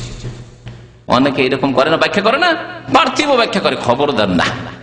ওমা আখতাকা, যা তোমাকে মিস করে গেছে, মানে যেই বিপদটা আস্তে আস্তে তোমার উপর আসেনি, লাম ইয়াকুন লিইউসিবাকা, সেটা তোমার উপর আসার নয়, আসতেই পারে না, কারণ সেটি তোমার ভাগ্যের নয়, অন্যের ভাগ্যের উপর ছিল, সেটা যার উপর ছিল তার উপর এসেছে।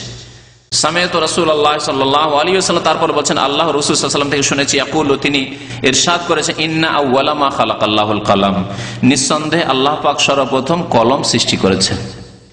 আল্লাহ পাক প্রথম কি সৃষ্টি করেছেন? কলম সৃষ্টি করেছেন আল্লাহ পাক প্রথম। তাহলে বিদাতীদের কথা, হ্যাঁ, আউওয়ালা মা খালাকাল্লাহু নূরি, তাদের বিদাতি কথা, প্রথম নবীর নূর সৃষ্টি করেছেন। খ্রিস্টানরা ঈসা আলাইহিস সালামকে আব্দুল্লাহর জায়গায় ইবনুল্লাহ করে ফেললো। আল্লাহ বলছেন আব্দুল্লাহ স্লেভ অফ গড, তাই না? আর এরা কি করে ফেললো? হ্যাঁ, সান অফ গড করে দিল, আল্লাহর পুত্র বানিয়ে ইবনুল্লাহ করে দিল। আর বিদাতি কবর পূজারী যারা নবীকে নূর বলে থাকে, তারা একবার হুবহু খ্রিস্টানদের বিজাতির অনুসরণ করে তাদের রাস্তা ধরে কি করলো? মুহাম্মদ রাসূলুল্লাহ কি আল্লাহ পাক বলেন আব্দুল্লাহ ওয়া রাসূলুহু, আশহাদু আল্লা ইলাহা ইল্লাল্লাহ ওয়া আশহাদু আন্না মুহাম্মাদান আবদুহু ওয়া রাসূলুহু। আল্লাহর বান্দা বললেন আল্লাহ পাক রব্বুল আলামিন, এরা বললেন নূরুল্লাহ, আল্লাহর নূর বানিয়ে দিল, আল্লাহর আলো বানিয়ে দিল। একই রকম না? ওরা আব্দুল্লাহকে ইবনুল্লাহ বানিয়েছে, আর এরা আব্দুল্লাহকে নূরুল্লাহ বানিয়ে দিয়েছে। জি, কিয়ামত পর্যন্ত এরকম বহু জাতি আসবে, বিজাতিদের অনুকরণ করবে, বহু দল আসবে বিদাতীদের মধ্যে মুসলিম সমাজে, যারা লা তাত্তাবিউনা সানানা মান কানা ক্বাবলাকুম, নবী সাল্লাল্লাহু আলাইহি ওয়াসাল্লাম ভবিষ্যৎবাণী, অবশ্যই অবশ্যই তোমরা হে মুসলিম বিজাতি তোমরা পদে পদে অনুসরণ করবে।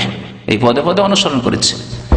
নূর নাকি মানুষ, এই মর্মে একটি বিস্তারিত আমার বক্তব্য আছে, 1.5 ঘন্টার বক্তব্য আছে, ওই বিষয়ে অতিরিক্ত জানতে হলে সেখান থেকে জানতে পারবেন। সর্বপ্রথম আল্লাহ তাহলে কি সৃষ্টি করেছেন? কলম সৃষ্টি করেছেন। ফাকাল আল্লাহু উকতুব, তারপরে কলমকে আল্লাহ বললেন সম্বোধন করে, কলম তুমি লিখো, তুমি লিখো, লিখতে বলে। ফাকাল রব্বি ওমাযা আকতুব, কলম তো জানে না কি লিখতে হবে, কলম বলছে হে রব, হে আল্লাহ, ওমাযা আকতুব, আমি কি লিখবো? কাল আল্লাহ পাক বলেন উকতুব মাকাদিরা কুল্লি শাই, প্রত্যেক বস্তুর, প্রত্যেক বিষয়ের তকদির লিখো। মাকাদির জমা বহুবচন, তকদির লিখো প্রত্যেক বস্তুর, প্রত্যেক বস্তুর, শুধু মানুষের তকদির নয়, তাহলে জিনের তকদির, পাহাড়ের তকদির, যে পাহাড়, ওহদ পাহাড় কতদিন থাকবে, যে হিমালয় কতদিন থাকবে, তারপরে হ্যাঁ ওয়াইদাল জিবালু সুইয়ারাত, পাহাড় চলমান হয়ে যাবে, হ্যাঁ সমুদ্র কতদিন থাকবে, তারপর ওয়াইজাল বিহারু সুজ্জিরাত, আগুন লাগিয়ে দেওয়া হবে, উত্তাল করে দেওয়া হবে, সব ধ্বংস করে দেওয়া হবে। ওয়াইজাল আরজু মুদ্দাত ওয়ালকাত মা ফিহা ওয়া তাখাল্লাত ইযা যুলজিলাতিল আরজু জিলজালাহা, কতদিনের এই জমিনের বয়স আছে, তারপরে ভূমিকম্প শুরু হয়ে যাবে, জমিন ধ্বংস হয়ে যাবে। ইয়াউমা তুবাদদালুল আরজু গায়রাল আরজি, আল্লাহ পাক বলছেন জমিনকে ধ্বংস করে দিয়ে বদলিয়ে দেওয়া হবে, নতুন জমিন আল্লাহ সৃষ্টি করবেন, সেখানে হাসর হবে।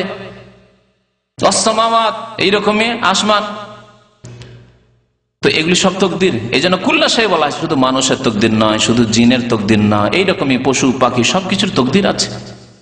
আপনার বাড়ি একটা ছাগল আছে, তারও একটা তকদির আছে যে কতদিন এই ছাগল বাঁচবে, হ্যাঁ, কার বাড়িতে জন্ম হবে, কতটি খাবে, কি খাবে, সব তকদির, এগুলি তকদির। আল্লাহু আকবার। এইভাবে যখন আমরা ইলম শিখবো আকীদা সম্পর্কে, তখন আল্লাহ সম্পর্কে আমাদের কেমন জ্ঞান হবে এবং আল্লাহকে কত বড় মনে, আল্লাহু আকবার, তখন এই অর্থ বুঝতে পারবো যে আমরা যে তাকবীরে তাহরিমা বলি আল্লাহু আকবার, কিন্তু বুঝি না। আল্লাহু আকবার বলি, আবার আমার কাজে কর্মে কিন্তু আমার পার্টি বড়, সারা জীবন পার্টির মেহনত করলাম, তাই না? যে পার্টি করছেন, যে দল করছেন, সেই দলেরই মেহনত করতে আছেন আপনি। তো শুধু কথায় আল্লাহ আকবার বললে তো হবে না, অন্তরে আল্লাহ আকবার যেমন বলতে হবে, জবানে যেমন আল্লাহ আকবার বলতে হবে, তেমনি কাজে কর্মে আল্লাহু আকবার। জি, আল্লাহু আকবার। আল্লাহ সবচাইতে বড়, সবকিছুর চাইতে বড়। সমস্ত কিছুর তাকদীর লিখতে বললেন, তাও কি কিছুদিনের? হাত্তা তাকুমা সা, কিয়ামত পর্যন্ত, কিয়ামত পর্যন্ত যত কিছু আসবে, এসেছে, এখন আছে, পৃথিবীতে আরো আসবে, যা কিছু আসবে সবকিছুর তাকদীর। এই যে আপনাদের পকেটে পকেটে মোবাইল, কোন যুগে মোবাইল আসবে এটাও তাকদীর, আল্লাহ লিখে রেখেছেন যে এত সালে পৃথিবীতে এমন কিছু যন্ত্র আবিষ্কার হবে, এরোপ্লেন আবিষ্কার হলো, আরো কিছু আবিষ্কার হবে। আল্লাহ পাক রব্বুল আলামিন লিখে রেখেছেন কখন কোন বস্তু আবিষ্কার হবে। আল্লাহ পাক বলছেন ওয়া ইয়াখলুকু মা লা তা'লামুন, আল্লাহ এমন এমন কিছু সৃষ্টি করবেন পৃথিবীতে, মা লা তা'লামুন, বান্দা তোমরা জানোই না যে আরো কি সৃষ্টি হবে। 20 বছর আগে জানতেন না আপনি মোবাইলের কথা, হ্যাঁ, আল্লাহ পাক আরো কত কি সৃষ্টি করবেন পৃথিবীতে যা তোমরা জানো না। তারপরে বলছেন যে হে বৎস, সামিআতু রাসূলুল্লাহ সাল্লাল্লাহু আলাইহি ওয়াসাল্লাম, আমি আল্লাহ রাসূল সাল্লাল্লাহু আলাইহি ওয়াসাল্লামের কাছে শুনেছি, ইয়াকুল মান মাতা আলা গায়রি হাযা, যেই ব্যক্তি এই আকীদা, এই বিশ্বাস ছাড়া, এই ঈমান ছাড়া অন্য কোন বিশ্বাসের উপর, ভ্রান্ত বিশ্বাসের উপর মরবি, অর্থাৎ তাকদীরকে বিশ্বাস না করে বলে না না তাকদীর কিছু নেই, তাকদীর নেই, এগুলো আমরা নিজেরাই করছি, এগুলো আমরা আল্লাহকে সৃষ্টি করছি, যা করছি ভালো করছি আমরা করছি, খারাপ করছি অন্যায় করছি। আল্লাহ পাক রব্বুল আলামিনের এখানে ইচ্ছার কোনো দখল নেই, ক্ষমতা নেই, আর আল্লাহ পাক রব্বুল আলামিন এসব সৃষ্টি করেন না। তাকদীর সম্পর্কে যদি এইরকম সংশয় থাকে, মান মাতা আলা গায়রি হাযা, এই তাকদীরের প্রতি ঈমান ছাড়া অন্য কোন ঈমানের উপর যদি অন্য কোন বিশ্বাস, ভ্রান্ত বিশ্বাসের উপর মত হয়ে যায়, ফালাইসা মিন্নি, তাহলে সেই ব্যক্তি বা তারা আমার উম্মতের দলভুক্ত নয়, আমার উম্মতের লোক নয়। নবী করিম সাল্লাল্লাহু আলাইহি ওয়াসাল্লাম তাকদীর অস্বীকারী, তাকদীরে সন্দিহান ব্যক্তি যারা, তাদেরকে নিজের উম্মত থেকে বহিষ্কৃত করে দিয়েছেন। ফালাইসা মিন্নি, তারা আমার উম্মতের লোক নয়। অফি রিওয়ায়াত আহমদ, ইমাম আহমদ রাহমাতুল্লাহ আলাইহি মুসনাদ আহমদের একটি হাদিসে রয়েছে, ইন্না আউয়ালা মা খালাকাল্লাহু তাআলা আল কালাম, নিশ্চয় আল্লাহ পাক রব্বুল আলামিন প্রথম কলমকে সৃষ্টি করলেন। ফাকাল আল্লাহ, তাকে বলেন উকতুব, লিখো। ফাজারা ফি তিলকা সাআতে, এই অতিরিক্ত কথা এখানে রয়েছে, সেই সময় কলম চালু হয়ে গেল। বিমা হুয়া কায়নুন ইলা ইয়াউমিল কিয়ামা, কিয়ামত পর্যন্ত যা কিছু হবার আছে সবকিছু লিখতে চালু হয়ে গেল, চালু হয়ে গেছে, কলম লিখতে আছে, লিখে শেষ করে দিয়েছে সব। আর একটা হাদিসে রয়েছে, এখানে ওই হাদিসটি নাই, 40 হাদিসের ছোট কিতাব আছে, তাতে শেষ অংশে ওই হাদিসটি আছে। তারপরে জাফাতিল আকলামু ওয়া তুবিয়াতিস সুহুফু, কলমের কালি শুকিয়ে গেছে এবং লিখার পরে খাতা, যে তাকদীর লিপি আছে তা বন্ধ করে দেওয়া হয়েছে, তবিয়াত মুড়িয়ে রেখে দেওয়া হয়েছে। কি বুঝতে পারলেন? হ্যাঁ, মানে প্রত্যেকের তাকদীর লিখার পরে কলম শুকিয়ে গেছেন, আর নতুন করে কারেকশন হবে না। কলম যদি শুকিয়ে যায় আপনার, আর যদি কোনো লিখাতে ভুল হয়, তাহলে আর কি ওই ভুলটা কারেকশন করতে পারবেন? তারপর আপনার ভুল হইতে পারে, আল্লাহ পাক রব্বুল আলামিনের কি ভুল হইতে পারে? সুতরাং আল্লাহ পাক যা লিখিয়ে দিয়েছেন, কলমকে যা আদেশ করেছেন, যা লিখা হয়ে গেছে, কলম শুকিয়ে গেছে, মানে আর কলম লিখবে না। ব্যতিক্রম হবে না যে আপনার ভাগ্যে সন্তান নেই, ছেলে মেয়ে নেই, আর পীর বাবা দিয়ে দিল। এমনও কথা কিতাবে আছে যে বাবারে, কিতাবে আছে, আজকে বললাম বিদাতীদের তরিকায়, তাই না? তো বিদাতীদের এই পীরপন্থী কিতাবে আছে যে বাবারে, তোমার তাকদীর দেখলাম লৌহে মাহফুজ, আমি দেখতে পাচ্ছি কাশফ হয়ে গেছে, কিন্তু তোমার তাকদীরের ছেলে মেয়ে নাই। তারপরে বাবা তোমার জন্য চেষ্টা করছি আমি, তারপর দিয়ে দিল পীর বাবা, তারপরে সন্তান দিয়ে দিল। আউযুবিল্লাহ, তাকদীরের প্রতি ঈমান আছে?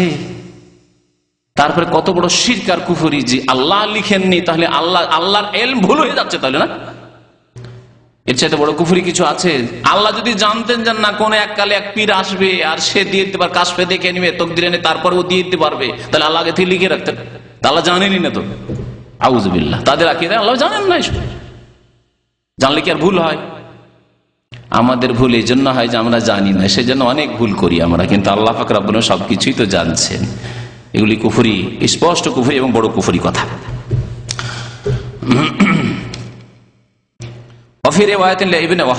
ইবনে ওয়াহাব একটি রিওয়ায়াত করেছেন, কালা রাসূলুল্লাহ সাল্লাল্লাহু আলাইহি ওয়াসাল্লাম, আল্লাহ রাসূল সাল্লাল্লাহু আলাইহি ওয়াসাল্লাম বলেছেন, ফামান লাম ইউমিন বিল কদরি খাইরি ওয়া শাররিহি, যেই ব্যক্তি ভালো মন্দ তকদিরের প্রতি ঈমান নিয়ে আসলো না, বিশ্বাস করলো না, চারটি স্তরের কোন একটি স্তরকে বিশ্বাস করলো না, বলবেন না আগে চারটি স্তর, কিন্তু সবগুলিকে বিশ্বাস করলো না, অথবা দুটি বিশ্বাস করলো না, অথবা একটি স্তরকে বিশ্বাস করলো না, তিনটি মানে বাকি ওই শেষটা মানি না, এইভাবে তকদির বা সন্দেহ করলো। কি করে তকদির হইতে পারে? আমরা করছি, যা করছি আল্লাহ আবার কি লিখে রেখেছেন, যদি সন্দেহ করে তাহলে কি হবে? আহরাকাহুল্লাহু বিন্নার, আল্লাহ পাক তাকে জাহান্নামের আগুনে জ্বালাবেন। আহরাকাহুল্লাহু বিন্নারি, জাহান্নামের আগুনে জ্বালাবেন। নামাজও পড়ে, রোজাও রাখে, ওহদ পাহাড়ের সমান স্বর্ণ চাঁদি খরচ করে, আল্লাহ রাস্তায় ব্যয় করে, সাদকা যাকাত করে, মসজিদ মাদ্রাসা এতিমখানা সবকিছুই করে, সিজদায় যদি সারা জীবন পড়ে থাকে আর তাকদীর সম্পর্কে সন্দেহ করে, আহরাকাহুল্লাহু বিন্নার, আল্লাহ পাক জাহান্নামে জ্বালাবেন। অফিল মুসনাদ, মুসনাদ আহমদে এবং সুনানের কিতাবগুলিতে রয়েছে, ইবনু দাইলামি থেকে বর্ণনা করা হয়েছে, কালা আতাইতু উবাই ইবনে কাব, আর একটি আসার মানে রিওয়ায়াত সাহাবীর, উবাই ইবনে কাব রাদিয়াল্লাহু তাআলা আনহুর কাছে আসলেন, ফাকুলতু ফি নাফসি শাই, একজন এসে বলছে যে আমার মনে একটু সন্দেহ আছে তকদির সম্পর্কে, সংশয়, যে কেমন তকদির আল্লাহ লিখে রেখেছেন, কেমন কথা হলো, সংশয় সম্পর্কে। তকদির লিখে রেখেছেন, তাহলে আমল করে লাভ আছে? তকদির লেখা থাকলে তো লিখা আছে, জান্নাত না জান্নাত লিখা আছে, জাহান্নাম লিখাই আছে, একটা লিখা আছে। বলে না লোকের আজকাল অনেকে যে তকদির যদি লিখাই থাকে তাহলে আমার নামে যদি জান্নাত আল্লাহ লিখে রাখেন তাহলে জান্নাত আমার কে নিতে পারে, আর যদি জাহান্নামে লিখাই থাকে আমার নামে তো নামাজ রোজা করেই কি আর জাহান্নাম থেকে বাঁচতে পারবো, কারণ তকদির তো লিখাই আছে, ঠিক না? এই কথা যারা বলে তাদেরকে আমি বলি, দুনিয়ার ক্ষেত্রে আপনি এই কথা বলুন যে ভাগ্যে যদি সৌদি আরব লিখাই থাকে তো সৌদি আরব তো যাবো, পাসপোর্ট করার কি প্রয়োজন, ভিসা লাগাবার কি প্রয়োজন, এই লাখ লাখ টাকা দেওয়ার কি প্রয়োজন, আবার ঢাকা দূতাবাস এমবেসি যেতে হবে কি প্রয়োজন, শহরে যেতে হবে ভিড় ভাড়ের দরকার কি, গাড়িতে চড়ার দরকারটাকে, বাড়িতে বসে থাকি, থাকলেও আল্লাহ উড়িয়ে নিয়ে যে বসিয়ে দেবে সৌদি আরব। করেননি তো? সবগুলি কাজ করে এসছে সৌদি আরব আসার জন্য, হ্যাঁ, রুজি রোজগারের জন্য যা লাগে সব করে এসছেন। তারপরে যারা শিক্ষিত হয়েছেন, পড়াশোনা করেছেন, এটাও দুনিয়া, দিনও হইতে পারে, দিনের শিক্ষা হইলে বা দিনই উদ্দেশ্য থাকলে। আপনি যদি বলতেন তকদিরে যদি আমার আলেম হওয়া থাকে, হাফেজকারী হওয়া থাকে, তকদিরে যদি আমার ডাক্তার ইঞ্জিনিয়ার হওয়া থাকে তো হয়ে যাবে, আল্লাহ যদি লিখে রাখেন, আমার আবার স্কুলে যাওয়ার ভর্তি হওয়ার কি দরকার? 1 ক্লাস থেকে বাবা মাকে বলতেন, বা তখন অত বুদ্ধি ছিল না, তো মাধ্যমিকে এসে তো একটা বুদ্ধি হয়েছে, তখন এই বুদ্ধি খাটাইতেন, মা আব্বা কি বলেন, তকদিরে থাকলে আমি ডাক্তার হয়ে যাব, দরকার নেই, আপনার এত টাকা পয়সা খরচ করার দরকার নেই, আর আমারও এত মেহনত করার লেবার করার দরকার নেই, পরীক্ষা দেওয়ার দরকার নেই। করেছেন কি ওইরকম? কোন আধা পাগলই কাজ করবে না। দুনিয়ার ক্ষেত্রে কিন্তু আমরা তকদিরের আশ্রয় নিই না, অবৈধ আশ্রয় নিই না, আমরা তকদিরের কথা বিশ্বাসও রাখি, আবার মেহনত করি, পরিশ্রম করি। কত মেহনত করেছি, প্রত্যেকে মেহনত করেছে, মেহনত না করলে লাইসালিল ইনসানা ইল্লা মা সা, মানুষ তাই পাবে, তকদিরের দিকে ছুটে তাহলে পাবে, যদি সাই করে, দৌড় দেয়, কোশিশ করে, মেহনত করে তাহলে পাবে। যেই রকম মেহনত হবে সেই রকম ফল পাবে, ভালো মেহনত করলে ভালো ফল পাবেন, খারাপ মেহনত করলে খারাপ ফল পাবেন।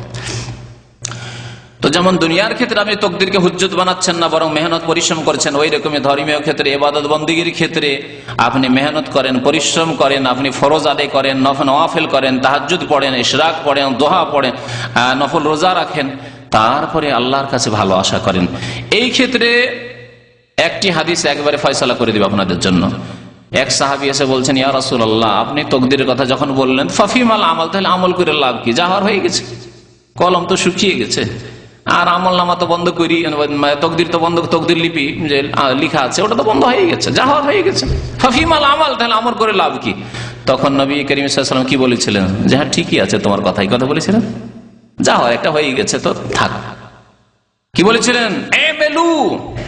মালু, আমল করো, নামাজ পড়ো, রোজা রাখো, স্কুলে পড়ো, মাদ্রাসায় পড়ো, মেহনত করো, পরিশ্রম করো, আমল করো, চাকরি করো, বিদেশে যাওয়ার চেষ্টা করো, বিদেশে যেতে চাইলে মালু আমল করো, কর্ম করো, ফাকুল্লুন মুয়াসসারুন লিমা খুলিকা লাহু, প্রত্যেকের জন্য সহজ করে দেওয়া হবে যার জন্য তাকে সৃষ্টি করা হয়েছে। আপনাকে বিদেশি রুজি রোজগারের জন্য যদি সৃষ্টি করা হয়ে থাকে, আপনার জন্য ওই রাস্তা সহজ করে দেওয়া হবে। আর যদি আপনাকে সেই জন্য সৃষ্টি না করে, আপনার তকদিরে না থাকে, তো মেহনত করলেন, এজেন্টকে টাকাও দিলেন, সব নিয়ে এজেন্টের অফিসই শেষ, নেই, সব নিয়ে চলে গেল। হ্যাঁ, বা ভিসা লাগার পরে এয়ারপোর্টে আসার পরে হার্ট অ্যাটাক হয়ে গেল। আমার এক পরিচিত ভাই ছিলেন, আমার যখন 18-19 বছর বয়স, সেই বছর দাওরা হাদিস ফারিগ হইলাম। সেই বছর আমি আমাদের এলাকায় দাওরা থেকে ফারিগ হইলাম, দাওরা হাদিস ফারিগ হইলাম বুখারী পড়ে। আর সে দেওবন্দ থেকে পড়ে আসলো, বাড়ি বাংলাদেশ দিনাজপুর, ছিল আমাদের মালদা ডিস্ট্রিক্টের লোক, বাংলাদেশ দিনাজপুরে তারা সেটেল হয়েছে। চাচাদের বাড়ি থেকে যাওয়া আসা করতো, ওদের চাচার গ্রামে আমি ফারিগ হয়েছি। তো পরিচিত মানুষ, যুবক মানুষ, এই বিয়ে করে মাত্র 6 মাস 1 বছর হয়েছে। আর দেওবন্দ থেকে ওই বছরই ফারিগ হয়ে ইচ্ছা অনেক, কত যে কল্পনা, দিনাজপুরে গিয়ে কাজ শুরু করব। আর যেই দিনাজপুরে গিয়ে কদম রেখেছে ফারিগ হয়ে, তারপরে অসুস্থ হয়ে পড়লো, পেটের রোগ, আর 6 মাসের মধ্যে সে ইন্তেকাল করল। এর নাম তকদির। এখানে তকদির স্পষ্ট হচ্ছে। এই বলে আপনি আমল করেন, আপনি বেঁচে থাকবেন কি থাকবেন না, এত মেহনত করে পড়াশোনা করে লাভ কি, বাঁচবো কি বাঁচবো না যদি মরে যায়, এত মেহনত করে পরিশ্রম করে বিদেশে গিয়ে লাভ কি, যদি গিয়ে সৌদি আরবে কদম রাখতে যদি মরে যায়, এরকম বলবেন নাকি? কখনো বলবেন না। সুতরাং আপনি আমল করতে থাকেন, কর্ম করেন, মেহনত করেন, এলেম বাড়ান, আমল বাড়ান, আপনার জন্য আল্লাহ যদি রাখেন তকদিরে, তাহলে রাস্তা সহজ হয়ে যাবে, আপনি টার্গেটে পৌঁছে যাবেন।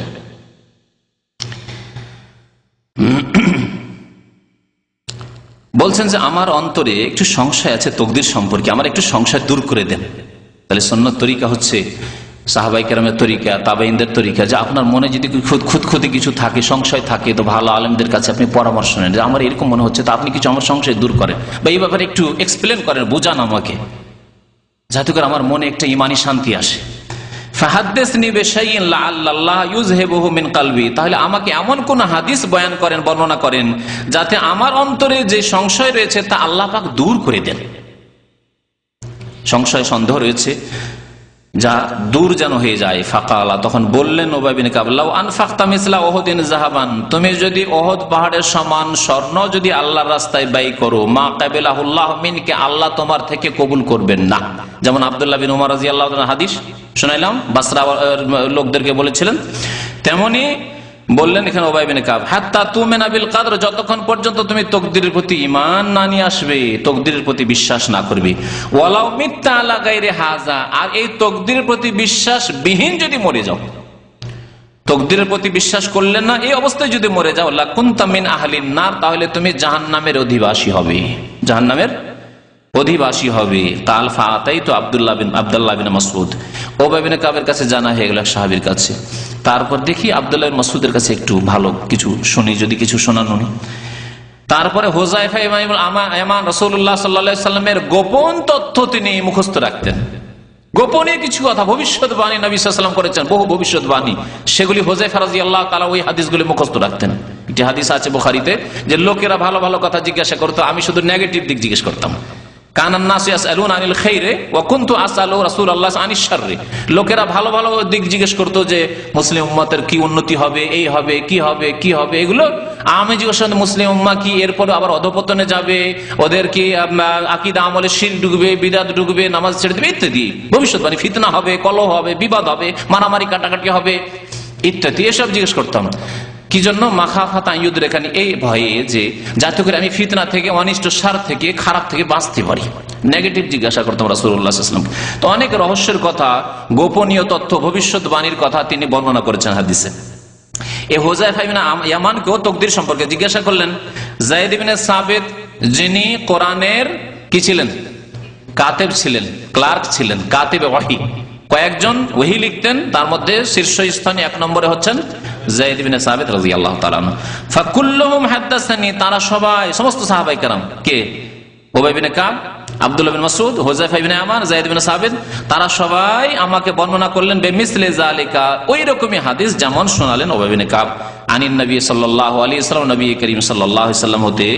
হাদিসটি সহিহ মুসনাদে আহমদে রয়েছে, মুসনাদে আহমদে কয়েক জায়গায় হাদিসটি রয়েছে, 5ম খণ্ডে রয়েছে, হাদিস নম্বর আবু দাউদে হচ্ছে 4699, ইবনে মাজাহ তো রয়েছে হাদিস নম্বর 77।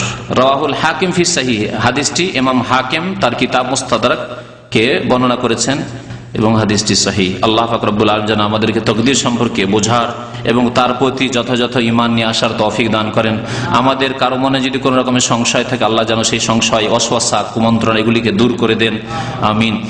মাসাইলে লেখক, সময় অল্প আছে সেজন্য এগুলি বয়ান করে দিই, যদিও কথাগুলি চলে এসেছে। বলছেন যে এই বিষয়গুলি যেগুলি উল্লেখ করা হলো বা হাদিসগুলি উল্লেখ করা হলো, এর দ্বারা বোঝা গেল যে তকদিরের প্রতি ঈমান হচ্ছে ফরজ। বায়ান ও ফারজিল ঈমান বিল কদর, তকদিরের প্রতি ঈমান নিয়ে আসা ফরজ। বায়ান ও কাইফিয়াতুল ঈমান বিহি, তকদিরের প্রতি ঈমান কেমন ভাবে নিয়ে আসতে হবে তা বর্ণনা করা হলো। বিশেষ করে আমি যে 4টি স্তরে ভাগ করে দিলাম, ওলামারা যেভাবে করেছেন, তা আপনার জন্য স্পষ্ট যে এইভাবে আপনাকে তকদিরের প্রতি ঈমান নিয়ে আসতে হবে, বিশ্বাস করতে হবে। তৃতীয় বিষয় বলছেন ইহবাত আমালে মাল্লাম ইউমিন বিহি, কেউ যদি তকদিরের প্রতি ঈমান না নিয়ে আসে তাহলে তার আমল বিনষ্ট হয়ে যাবে, আমল ধ্বংস হয়ে যাবে।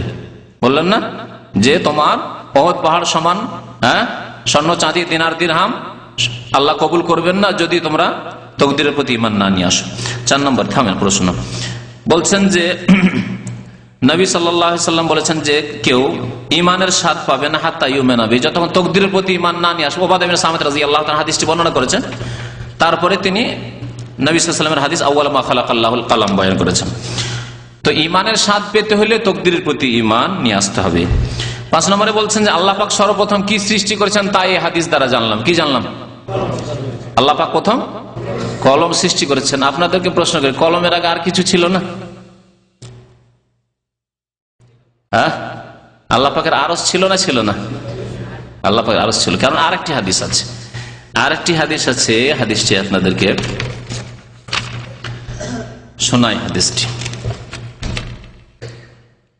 বুখারীতে হাদিস রয়েছে, কাদ্দার আল্লাহ মাকাদির আল খালকি, সৃষ্টি জগতের তকদিরকে আল্লাহ সুপরিমিত করেছেন বা নির্ধারিত করেছেন, লিখেছেন। কাবলা আন ইয়াখলুকাস সামাওয়াতি ওয়াল আরদা, আসমান জমিন সৃষ্টি করার পূর্বে, কতদিন পূর্বে? বিখামসিনা আলফা সানাতিন, 50,000 বছর পূর্বে। তাহলে আসমান জমিন সৃষ্টির 50,000 বছর আগে তকদির লিখছেন, মানে কলম সৃষ্টি হয়ে কলম তকদির লিখছে। তখন কি অবস্থা ছিল? বলছেন ওয়াকান আরশুহু আলাল মা, তাহলে আসমান জমিন তো ছিলই না, আসমান জমিন তো আরো পরে হচ্ছে কলমের উপরে।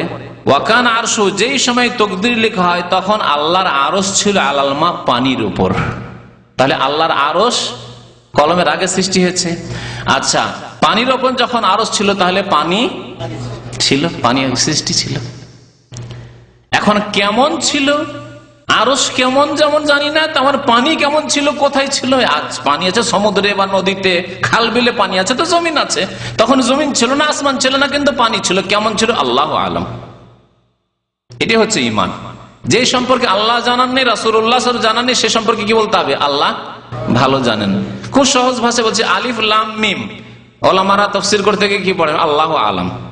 জালালাইন পড়ুন, আল্লাহু আলাম বিমুরাদিহি বিযালিকা, আল্লাহ যে কি উদ্দেশ্য করেছেন আলিফ লাম মিম দিয়ে, আল্লাহ ভালো জানেন। এই সম্পর্কে জানি না, যা জানানো হয়নি, এতটুকু যথেষ্ট যে আমাদের ঈমান আল্লাহ পরীক্ষা করেছেন, আল্লাহর কিতাবে আছে, আমরা ঈমান রাখি এর উপর। আমাদের আমলী জীবনের সাথে, কর্মজীবনের সাথে আলিফ লাম মিমের কোনো সম্পর্ক নেই, সুতরাং আমাদেরকে জানাননি। যেটা আমাদের বিশ্বাসের সাথে, ঈমানের সাথে সম্পর্ক, কর্মজীবনের সাথে সম্পর্ক, সেটা আমাদেরকে ব্যাখ্যা করে জানানো হয়েছে।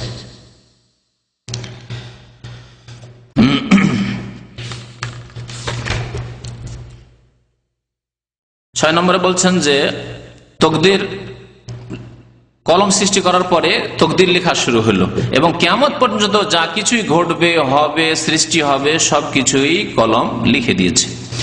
7 নম্বরে বলছেন যে বারাআতুহু সাল্লাল্লাহু আলাইহি ওয়াসাল্লাম মিম্মান লাম ইউমিন বিহি, যারা তকদিরের প্রতি ঈমান নিয়ে আসে না, তকদিরকে বিশ্বাস করে না বা সন্দেহ করে তকদির সম্পর্কে, তাদের থেকে নবী সাল্লাল্লাহু আলাইহি ওয়াসাল্লাম সম্পর্ক ছেদের ঘোষণা করেছেন। করেননি?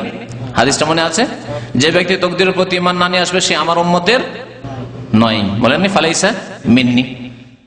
তকদিরের প্রতি ঈমান তাহলে নিয়ে আসতে হবে যদি নবী সাল্লাল্লাহু আলাইহি ওয়াসাল্লামের উম্মত হয়ে উঠতে হয়, নবী সাল্লাল্লাহু আলাইহি ওয়াসাল্লামের শাফাআত পেতে হয়, নবী সাল্লাল্লাহু আলাইহি ওয়াসাল্লামের হাউজে কাউসারের পানি পেতে হয়। জি।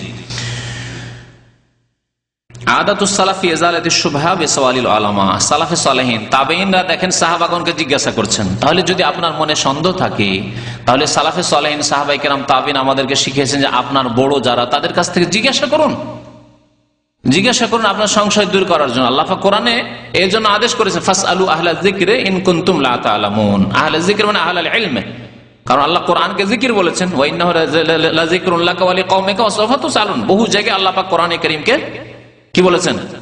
জিকির বলেছেন। বরং হাদিসকেও আল্লাহ জিকির বলেছেন। কোরআনে পাকে আল্লাহ পাক বলেছেন ইন্না নাহনু নাযালনা যিকরা ওয়া ইন্না লাহু লাহাফিজুন। নিশ্চয় আমি জিকির নাযিল করেছি। এই জিকির মানে কি বিদআতি জিকির? হ্যাঁ, সম্মিলিত জিকির, লা ইলাহা ইল্লাল্লাহ আর আল্লাহর জিকির, ওইসব জিকির না। এই জিকির আল্লাহ নাজিল করেছেন মানে আল কোরআন নাজিল করেছেন এবং কোরআনের তাফসীর রাসূলুল্লাহ সাল্লাল্লাহু আলাইহি ওয়াসাল্লাম হাদিস সুন্নাহ নাজিল করেছেন, যে দুটিকে আঁকড়ে ধরতে বলেছেন। আমি জিকির নাজিল করে কোরআন হাদিস নাজিল করেছি এবং ওয়া ইন্না লাহু লাহাফিজুন, আমি এর হেফাজত করব। কাকে দিয়ে আল্লাহ হেফাজত করবেন? কাকে আল্লাহ আলেম করবেন, কাকে মুফাসসির করবেন, কাকে মুহাদ্দিস করবেন, হ্যাঁ, কাকে দিয়ে জাল শনাক্ত করবেন, জয়ীব শনাক্ত করবেন, কাকে দিয়ে মাসলা মাসাইলের খেদমত নেবেন, কাকে দিয়ে আকীদার খেদমত নেবেন, আল্লাহ পাক ভালো জানেন। আল্লাহ পাকের কাছে সেটাও নির্ধারিত, আল্লাহ পাকের কাছে আল্লাহ পাকের ইলম আছে। যখন যখন যেমন আল্লাহ পাকের প্রয়োজন হয়েছে তখন আল্লাহ পাক রব্বুল আলামিন তেমন তৈরি করে কোরআন এবং হাদিসের আল্লাহ পাক সুরক্ষা করেছেন, হেফাজত করেছেন। ওয়া ইন্না লাহু লাহাফিজুন। তো কি বলছিলাম, যে সালাফে সালেহিনেরা জিজ্ঞাসা করে সংশয় দূর করে নিতেন। এই আদেশ কোরআন আল্লাহ পাক করেছেন ফাসআলু আহলা যিকরি, অর্থাৎ তোমরা কোরআন এবং হাদিসের পণ্ডিতদেরকে জিজ্ঞাসা করে নাও ইন কুনতুম লা তা'লামুন, তোমাদের জানা না থাকলে, তোমাদের জানা না থাকলে। তার সাথে আল্লাহ তারপরের আয়াতে বলেছেন বিল বাইয়িনাতি ওয়াজ জুবুর, দলিল প্রমাণ সহ, অন্ধভাবে না। কারণ অনেক সময় অন্ধ হয়ে গেলে, আপনি একবার অন্ধভক্ত যদি হয়ে যান তাহলে ধোঁকা দিতে পারেন। সেই জন্য আমি বলি যে ভাত টিপা করে একটু টিপে নেন, যে আপনার ভাতগুলি সিদ্ধ হয়েছে কি হয় না। দু তিনটে ভাত টিপে দেখছেন না, হ্যাঁ, একটু চেপে চেপে দেখছেন, যে ভাবলেন হ্যাঁ পুরো ভাতটা হয়ে গেছে, 1 কিলো চালের ভাত বা 10 কিলো চালের ভাত হয়ে গেছে। তো ওই রকমই ভালো আলেম কিনা, কোরআন সুন্নাহর আলেম কিনা, 2-3টি মাসলা যদি আপনি একটু তাহকিক তদন্ত করেন যে এগুলি যুক্তিযুক্ত কোরআন হাদিস থেকে বলছেন না আমাকে ধোঁকা দিচ্ছেন, জানি না বিদাতের দিকে নিয়ে যাচ্ছেন, 2-3-4টা মাসলা একটু যদি আপনি একটু রিসার্চ করে নেন, তাহলে আপনার আস্থা মোটামুটি হয়ে যাবে, না কথা ঠিক বলছেন, দেখেছি চেক করে। তারপরে ওলামায়ে কেরাম মানুষের সংশয় দূর করেছেন, সাহাবায়ে কেরামরা যেমন দূর করেছেন, যারা এসে জিজ্ঞাসা করেছে। আব্দুল্লাহ ইবনে উমরকে বাসরার লোকেরা যখন জিজ্ঞাসা করলো, তা দূর করলেন। ওয়াযালিকা আন্নাহুম নাসাবুল কালাম ইলা রাসূলিল্লাহ সাল্লাল্লাহু আলাইহি ওয়াসাল্লাম ফাকাত, এবং এই ক্ষেত্রে যথাসাধ্য চেষ্টা করবেন যে নিজের পক্ষ থেকে বক্তব্য বেশি না বাড়িয়ে আল্লাহ এবং রসুলের কথা পেশ করবেন। দেখেন সাহাবায়েদেরকে যখনই জিজ্ঞাসা করা হয়েছে রাসূলুল্লাহ সাল্লাল্লাহু আলাইহি ওয়াসাল্লাম হাদিস পেশ করেছেন, রাসূলুল্লাহ সাল্লাল্লাহু আলাইহি ওয়াসাল্লামের হাদিস পেশ করেছেন, কারণ আল্লাহর কথা এবং রসুলের কথার তাসির রয়েছে, ওর একটা প্রতিক্রিয়া রয়েছে, ওর মধ্যে একটা বরকত রয়েছে, ক্ষমতা রয়েছে। সুতরাং মানুষকে কোরআন সুন্নাহর দিকে ডাকার চেষ্টা করবেন, আহ্বান করার চেষ্টা করবেন, কোরআনের দলিল পেশ করার চেষ্টা করবেন, রাসূলুল্লাহ সাল্লাল্লাহু আলাইহি ওয়াসাল্লাম হাদিসের দলিল পেশ করার চেষ্টা করবেন, যে আল্লাহ পাক কোরআনে এই বলেছেন, রাসূলুল্লাহ সাল্লাল্লাহু আলাইহি ওয়াসাল্লাম হাদিসে এই বলেছেন। আর এই ছাড়া যদি বলেন যে না এই থিওরি ফিলোসফিরা এইরকম বলেছে, তো দার্শনিকরা এই বলেছে, অমুক এই বলেছে, এইগুলি করলে মানুষ বিভ্রান্ত হয়ে যাবে। অমুক ফাঁকি এই বলেছেন, অথচ হতে পারে যে কথা ভুল আছে। সুতরাং কোরআন এবং হাদিসের দিকে মানুষকে ডাকার চেষ্টা করবেন।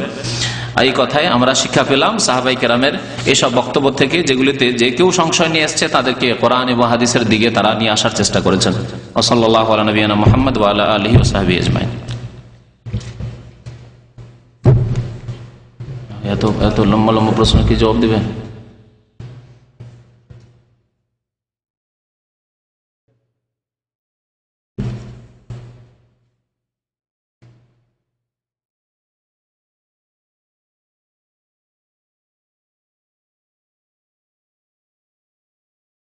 নামাজে ভুল হলে অনেককে দেখেছি ডান দিকে সালাম ফিরি 1 সিজদা দেয়, অনেকে 2 সিজদা দেয়। ডান দিকে সালাম ফিরি সিজদা দিল, তারপরে মানে বাম দিকে সালাম ফিরল না নাকি? ডান দিকে সালাম ফিরে, এটা তরিকা দেশি তরিকা, তাই না? দেশেই তরিকা রয়েছে, কোনো প্রমাণ নেই। হয় সিজদা সহ কাবলা সালাম আছে, না হয় বাদা সালাম আছে। হাদিস কাবলা সালাম মানে 2 সালামের আগে অথবা 2 সালামের পূর্বে আছে, এবং 2 রকমের মত আছে। এমনকি আমাদের দেশের লোকেরা করে, এটা মজহাবও নাই। হানাফি মজহাবে বাদাস সালাম, আমার যতটা ফিকহ এবং আসল ফিকহ তো হানাফি ফিকহে পড়েছি, কদুরি, ইশারা, গায়া, হেদায়া, এগুলি তো পড়েছি আগে, পরে না হয় অন্যান্য ফিকহগুলি পড়লাম। তো তাতে আছে বাদাস সালাম। হানাফি মজহাবে সালামের পরে 2 সালামের পরে সহ সিজদা আছে। শাফি বা অন্যান্য মজহাবে কাবলা সালাম আছে, আর কিছু মাযহাবে আছে যে কাবলা সালাম বাদা সালাম দুই রকমই আছে। যদি ঘাটতি হয়, হ্যাঁ ঘাটতি হয়ে গেছে যেহেতু, তখন কাবলা সালাম করেন। আর যদি বাড়তি হয়ে যায়, বেশি করেছেন আপনি, ভুলটা বেশি, তাহলে তখন বাদা সালাম, সালামের পরে সেজদাগুলি করেন। এইভাবে ইখতিলাফগুলি রয়েছে, কিন্তু হয়ে যাবে। আপনি সালামের আগেও যদি সেজদা সহ করেন তবু হয়ে যাবে, সালামের পরেও যদি সেজদা সহ করেন তবু ইনশাআল্লাহ তাআলা হয়ে যাবে।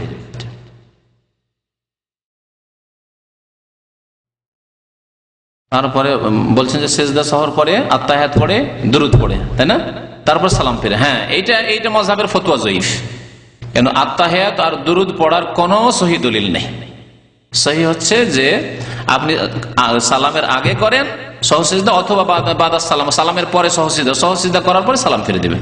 সহসিজদার পরে আর আত্তাহিয়াত ও দুরুদ শরীফ পড়া কোনো সহি হাদিস নাই। এই মর্মে যতগুলি দলিল আছে সবগুলি জয়ীফ।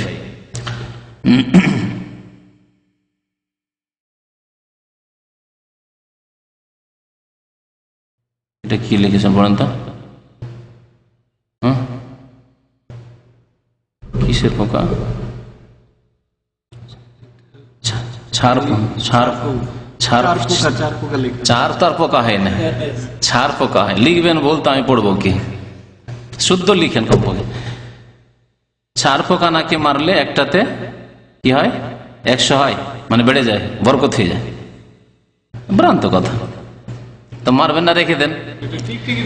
হ্যাঁ, না নেকির কথা বলেনি, মারতে হবে না, মারলে বেড়ে যাবে আরো, এটা বলতে চেয়েছে।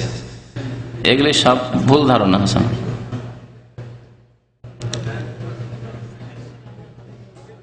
তারপরে আবার কি প্রশ্ন করেছেন?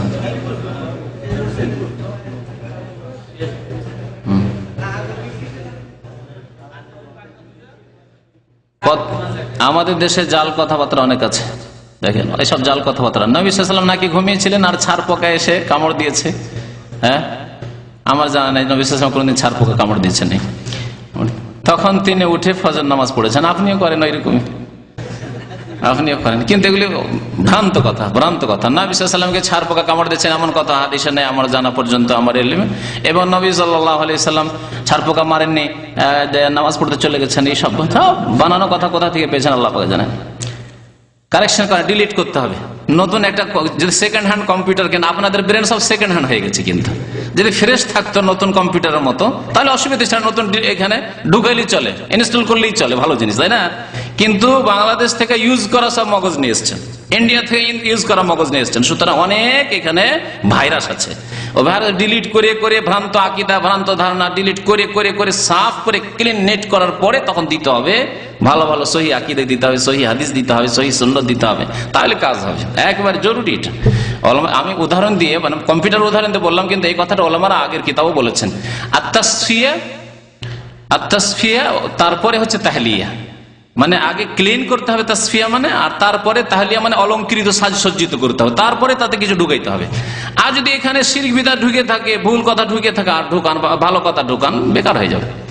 এইরকম জমি জায়গা চাষির ক্ষেত্রে দেখেন, চাষ আবাদ করার ক্ষেত্রে আপনাকে ঘাস থেকে জমিকে ক্লিন করতে হবে, তারপরে বীজ বপন, বীজ ছিটাইতে হবে, নাহলে কাজ হবে না। প্রথম ক্লিন করার পরে তারপরে তাতে দিতে হবে ভালো জিনিস। এই ভুল ধারণাগুলি আছে, এখানে আসেন, ইনশাআল্লাহ ধীরে ধীরে দূর হবে।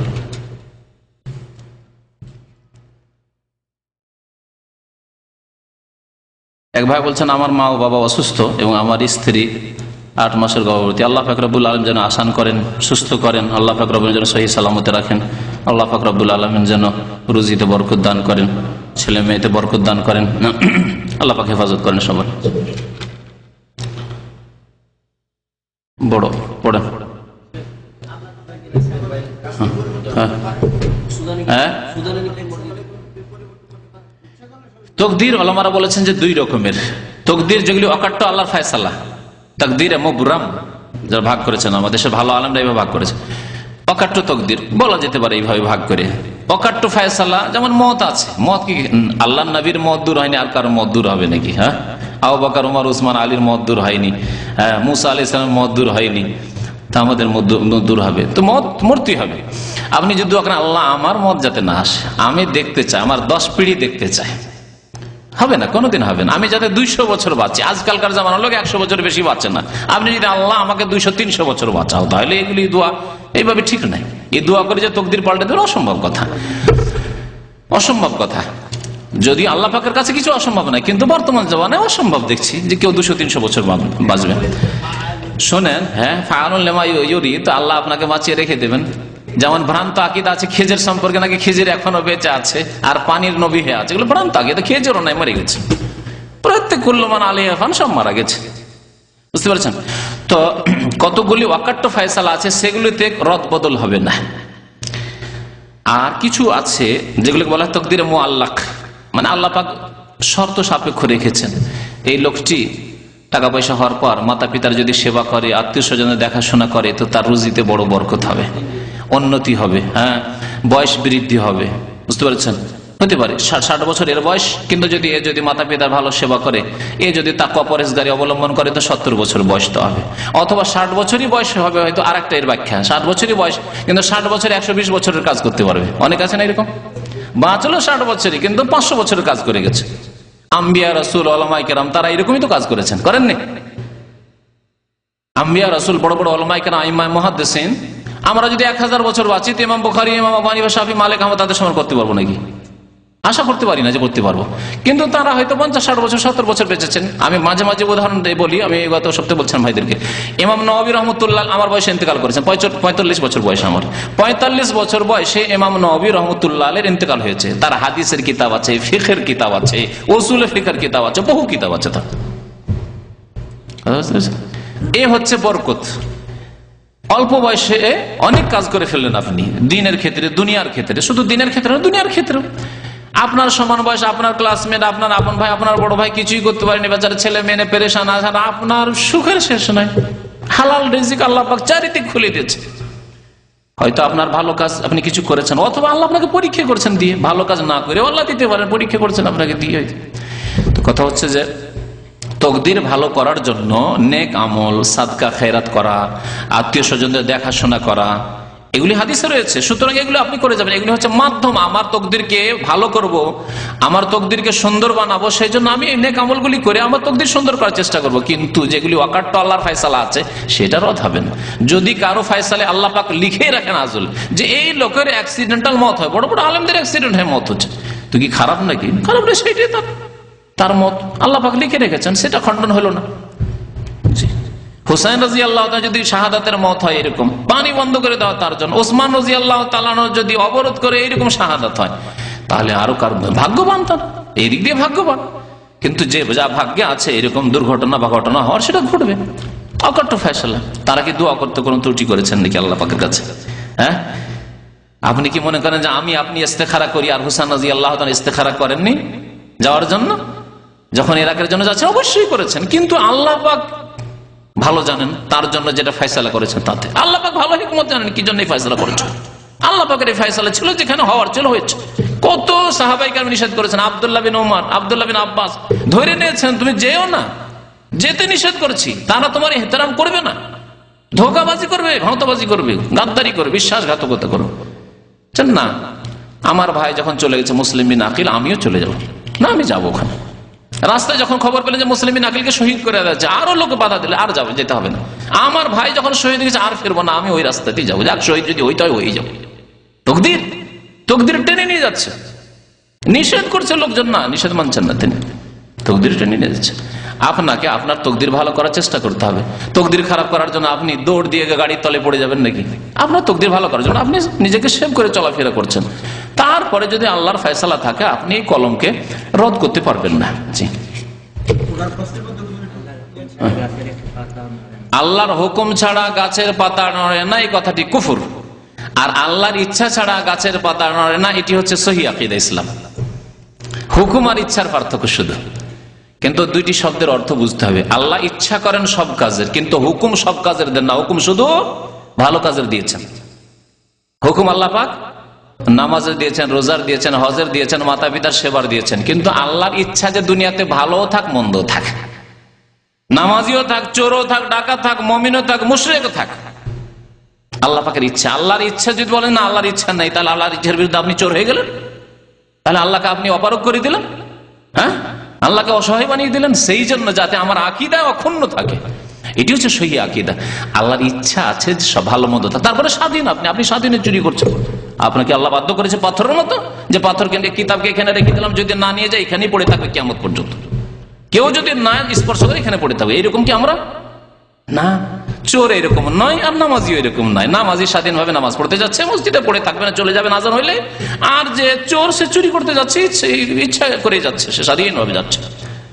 সেই জন্য আল্লাহ পাক রব্বুল আলামিন, তারপরে যদি আল্লাহ পাক এরকম মজবুর করে দিতেন এই কিতাবের মতো, আপনার এইগুলির মতো, লোহার মতো, তাহলে আল্লাহ পাক কি করে পরীক্ষা করলেন? তাহলে পরীক্ষা অযৌক্তিক পরীক্ষা, ক্ষমতাই নেই আমার, তা আল্লাহ আমার কি পরীক্ষা করবে? আল্লাহ যা করে দিয়েছে, আমার তো কোনো উপায় নেই। এরকম কি? কখনো না।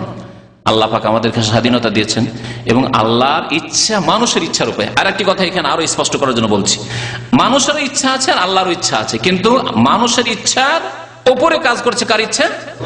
আল্লাহর ইচ্ছা। এই জন্য দুই ইচ্ছার কথা এই আয়াতে বলা হয়েছে। আবার পড়ে শোনাচ্ছি, ওয়া মা তাশাউনা ইল্লা আইয়াশা আল্লাহু রাব্বুল আলামিন। তোমাদের চাওয়াতে কিছুই হবে না। তাহলে চাওয়া হয়, আমাদের চাই, আমরা চাওয়াকে আল্লাহ অস্বীকার করেননি, চাও তোমরা, কিন্তু তোমাদের চাওয়ার উপরে কার চাওয়া? ইল্লা আইয়াশা আল্লাহু রাব্বুল আলামিন, রব্বুল আলামিনের চাওয়া। তাহলে আমরা চাই, আর আমাদের চাওয়ার উপরে আল্লাহর চাওয়া। আল্লাহর চাওয়ার বিরুদ্ধে আমরা চাইতে পারি না। আল্লাহর কাছে ভালো তলব করতে হবে যে আল্লাহ আমাকে ভালো তৌফিক দাও। আল্লাহ পাকের যদি এই কথা বলেন যে আল্লাহ পাকের বিনা হুকুমে গাছের পাতা নড়ে না, তাহলে আল্লাহকে চুরি করতে হুকুম করেছেন, জেনা করতে হুকুম করেছেন, খুন করতে হুকুম করেছেন, শিরিক করতে হুকুম করেছেন? আল্লাহ স্বয়ং অস্বীকার, ওয়ালা ইয়ারদা লিইবাদিহিল কুফরা কুল ইন্নাল্লাহা লা ইয়ামুরু বিল ফাহশাই। আল্লাহ ফাহেশা কাজের আদেশ হুকুম করেন না, লা ইয়ামুর, আল্লাহ বলছেন। আপনি কি করে বলছেন আল্লাহর বিনা হুকুমে গাছের পাতা নড়েন না? তো সুতরাং এটি কুফরি কথা, কোরআন বিরোধী কথা। তবে আল্লাহর ইচ্ছায় গাছের পাতা নড়ে না, হ্যাঁ, আল্লাহর ইচ্ছার বাইরে আপনি করতেই পারেন না কাজ।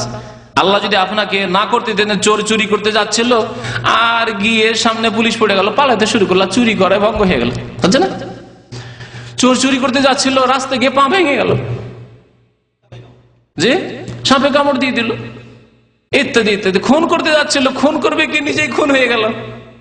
চোখের সামনে আমি এরকম ঘটনা দেখেছি। প্রথম সেই গিয়ে আঘাত করেছে মারার জন্য, মেরে দেবো ওকে, মারবে কি, একটা লাঠি মেরেছিল, আরেকজন এসে দিল, একবার অস্ত্র দিয়ে কুপিয়ে দিল, মরে গেল। ওয়া তাশাউনা ইল্লা ইয়াশা আল্লাহ রাব্বুল আলামিন। তুমি চেয়েছিলে তোমার প্রতিদ্বন্দ্বীকে কতল করতে, হত্যা করতে, আল্লাহ পাক তোমাকে হত্যা করে দেয়। এই হচ্ছে ওয়া তাশাউনা ইল্লা ইয়াশা আল্লাহ। আল্লাহর বিনা চাওয়াতে গাছের পাতা নড়ে না। আল্লাহ চেয়েছিলেন যে তুমি কতল হবে, তুমি কেন কতল করবে, তাই হয়েছে। কিন্তু আল্লাহ হুকুম করেননি কতল করার, লড়াই করার, মারামারি করার, কাটাকাটি করার। আল্লাহ পাক ভালো কাজের আদেশ শুধু করেছেন। বান্দার জন্য আল্লাহ কুফরিকে পছন্দ করেন না, ওয়ালা ইয়ারদা লিইবাদিহিল কুফর। আশা করি তাকদীর সম্পর্কে এতটাই যথেষ্ট।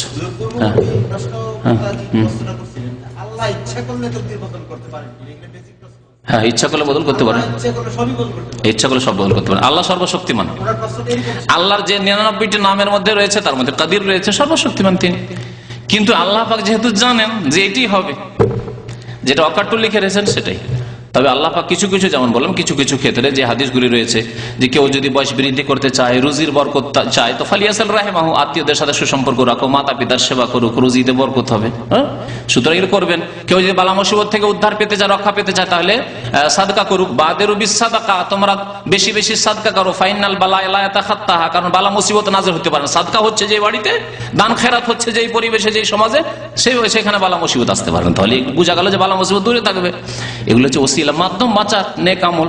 আপনি এগুলো অবশ্যই অবলম্বন করুন। জি, শয়তান ওয়াসওয়াসা দিয়ে চলে যায়। সূরায়ে হাশরই তো আছে না, সূরা হাশর, সূরা মুজাদালা। হ্যাঁ, যখন কাল শাইতান লিল ইনসানি উকফুর, শয়তান বলে কুফরি কর। ফালাম্মা কাফারা, যখন কুফরি করে দেয় মানুষ, কালা ইন্নী বারিউম মিনকা, আমার তোমার সাথে কোনো সম্পর্ক নেই, ইন্নী আখাফুল্লাহ রাব্বুল আলামিন, যাও তুমি জাহান্নামে যাও, তোমাকে আমার পরামর্শ দিয়েছিলাম, তুমি শুনলে কেন? বুঝলেন? তো শয়তান ওই রকমই ওয়াসওয়াসা দেয়, ভিতর দেয়, আর মানুষ শয়তান সামনাসামনি দেয়। এই যাবি ফিল্ম দেখবি, এই অমুক জায়গায় মহিলা আছে রে, যাবি, বন্ধু এসে বলছে। মানুষ শয়তান এরকম বলছে, আর জিন শয়তান ওয়াসওয়াসিল খান্নাস, আত্মগোপন করে করে, হ্যাঁ, ওয়াসওয়াসা দিচ্ছে, কুমন্ত্রণা দিচ্ছে যে তোর বউ নেই, তোর স্ত্রী নেই, তোর কেউ নাই, এখানে কে দেখবে, আছে 50 টাকায় পাওয়া যাচ্ছে, অসুবিধা কি? হ্যাঁ, এখানে তোর বাবাও জানতে পারবে না, অসুবিধা কি? এই যে ভিতরে এই কথাগুলি আসছে, এগুলি শয়তানের পক্ষ থেকে। আত্মগোপন করে করে খারাপ যেগুলি কুমন্ত্রণা মনে আসছে এগুলি শয়তান, জিন শয়তানের পক্ষ থেকে। আর সামনাসামনি এসে খারাপ মানুষরা এসে বলছে চল ফিল্ম দেখবি, তুই অমুক জায়গায় জেনা করবি, তমুক জায়গায় অমুক জায়গায় মদ আলখালি যে মদ পাওয়া যায়, এইরকম যেগুলো বলছে এগুলো মানুষ শয়তান। হ্যাঁ, শায়াতিনুল ইনসি ওয়াল জিন, শায়াতিনুল ইনসি ওয়াল জিন। আল্লাহ পাক মানুষ শয়তান আর জিন শয়তানের কথা আল্লাহ পাক কোরআনে বলেছেন। খাবার নিয়ে আসেন, খাবার নিয়ে আসেন, সময় অনেক হয়ে গেছে। হ্যাঁ বলেন, ঠিক আছে, খাবার নিয়ে আসেন। ওই পিছনে ভাইরা খুলেন, দরজা খুলেন।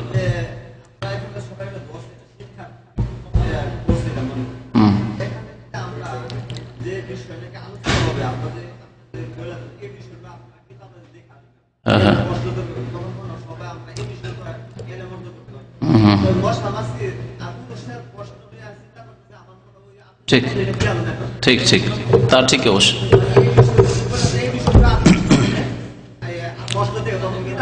আজকালকার জামানায় মাদ্রাসার পড়াও এত দুর্বল হয়েছে, মাদ্রাসার পড়া বলছি আলিয়া কওমি, যে মাদ্রাসার ছাত্র এরকম প্রস্তুতি নিয়ে আসে না, অথচ মাদ্রাসার ছাত্রদের প্রস্তুতি নিয়ে আসা উচিত ছিল। তো কথা হচ্ছে যে প্রস্তুতি নিয়ে আসা যেতে পারে, ইনশাআল্লাহ আগামী দিনে চিন্তা করা যেতে পারে, হয়তো জানিয়ে দেওয়া হবে। আগামী সপ্তাহের কথা জানিয়ে দিচ্ছি, আগামী সপ্তাহে তাফসীর হবে, কারণ কিতাবুত তাওহীদ শেষ, আলহামদুলিল্লাহ এই কিতাব শেষ হয়ে গেছে। এই কিতাব এখন অডিওতে পাবেন, MP3-তে পাবেন, পুরো কিতাবুত তাওহীদ পুরো ব্যাখ্যা সহ MP3-তে অডিওতে পাবেন। চলে এসছে, চলে আসবে ইনশাআল্লাহ। আর বাকি আগামী সপ্তাহে আমপারা তাফসীর যেটা রাত্রে হয়তো এখানে দিনে করে দেবো ইনশাআল্লাহ।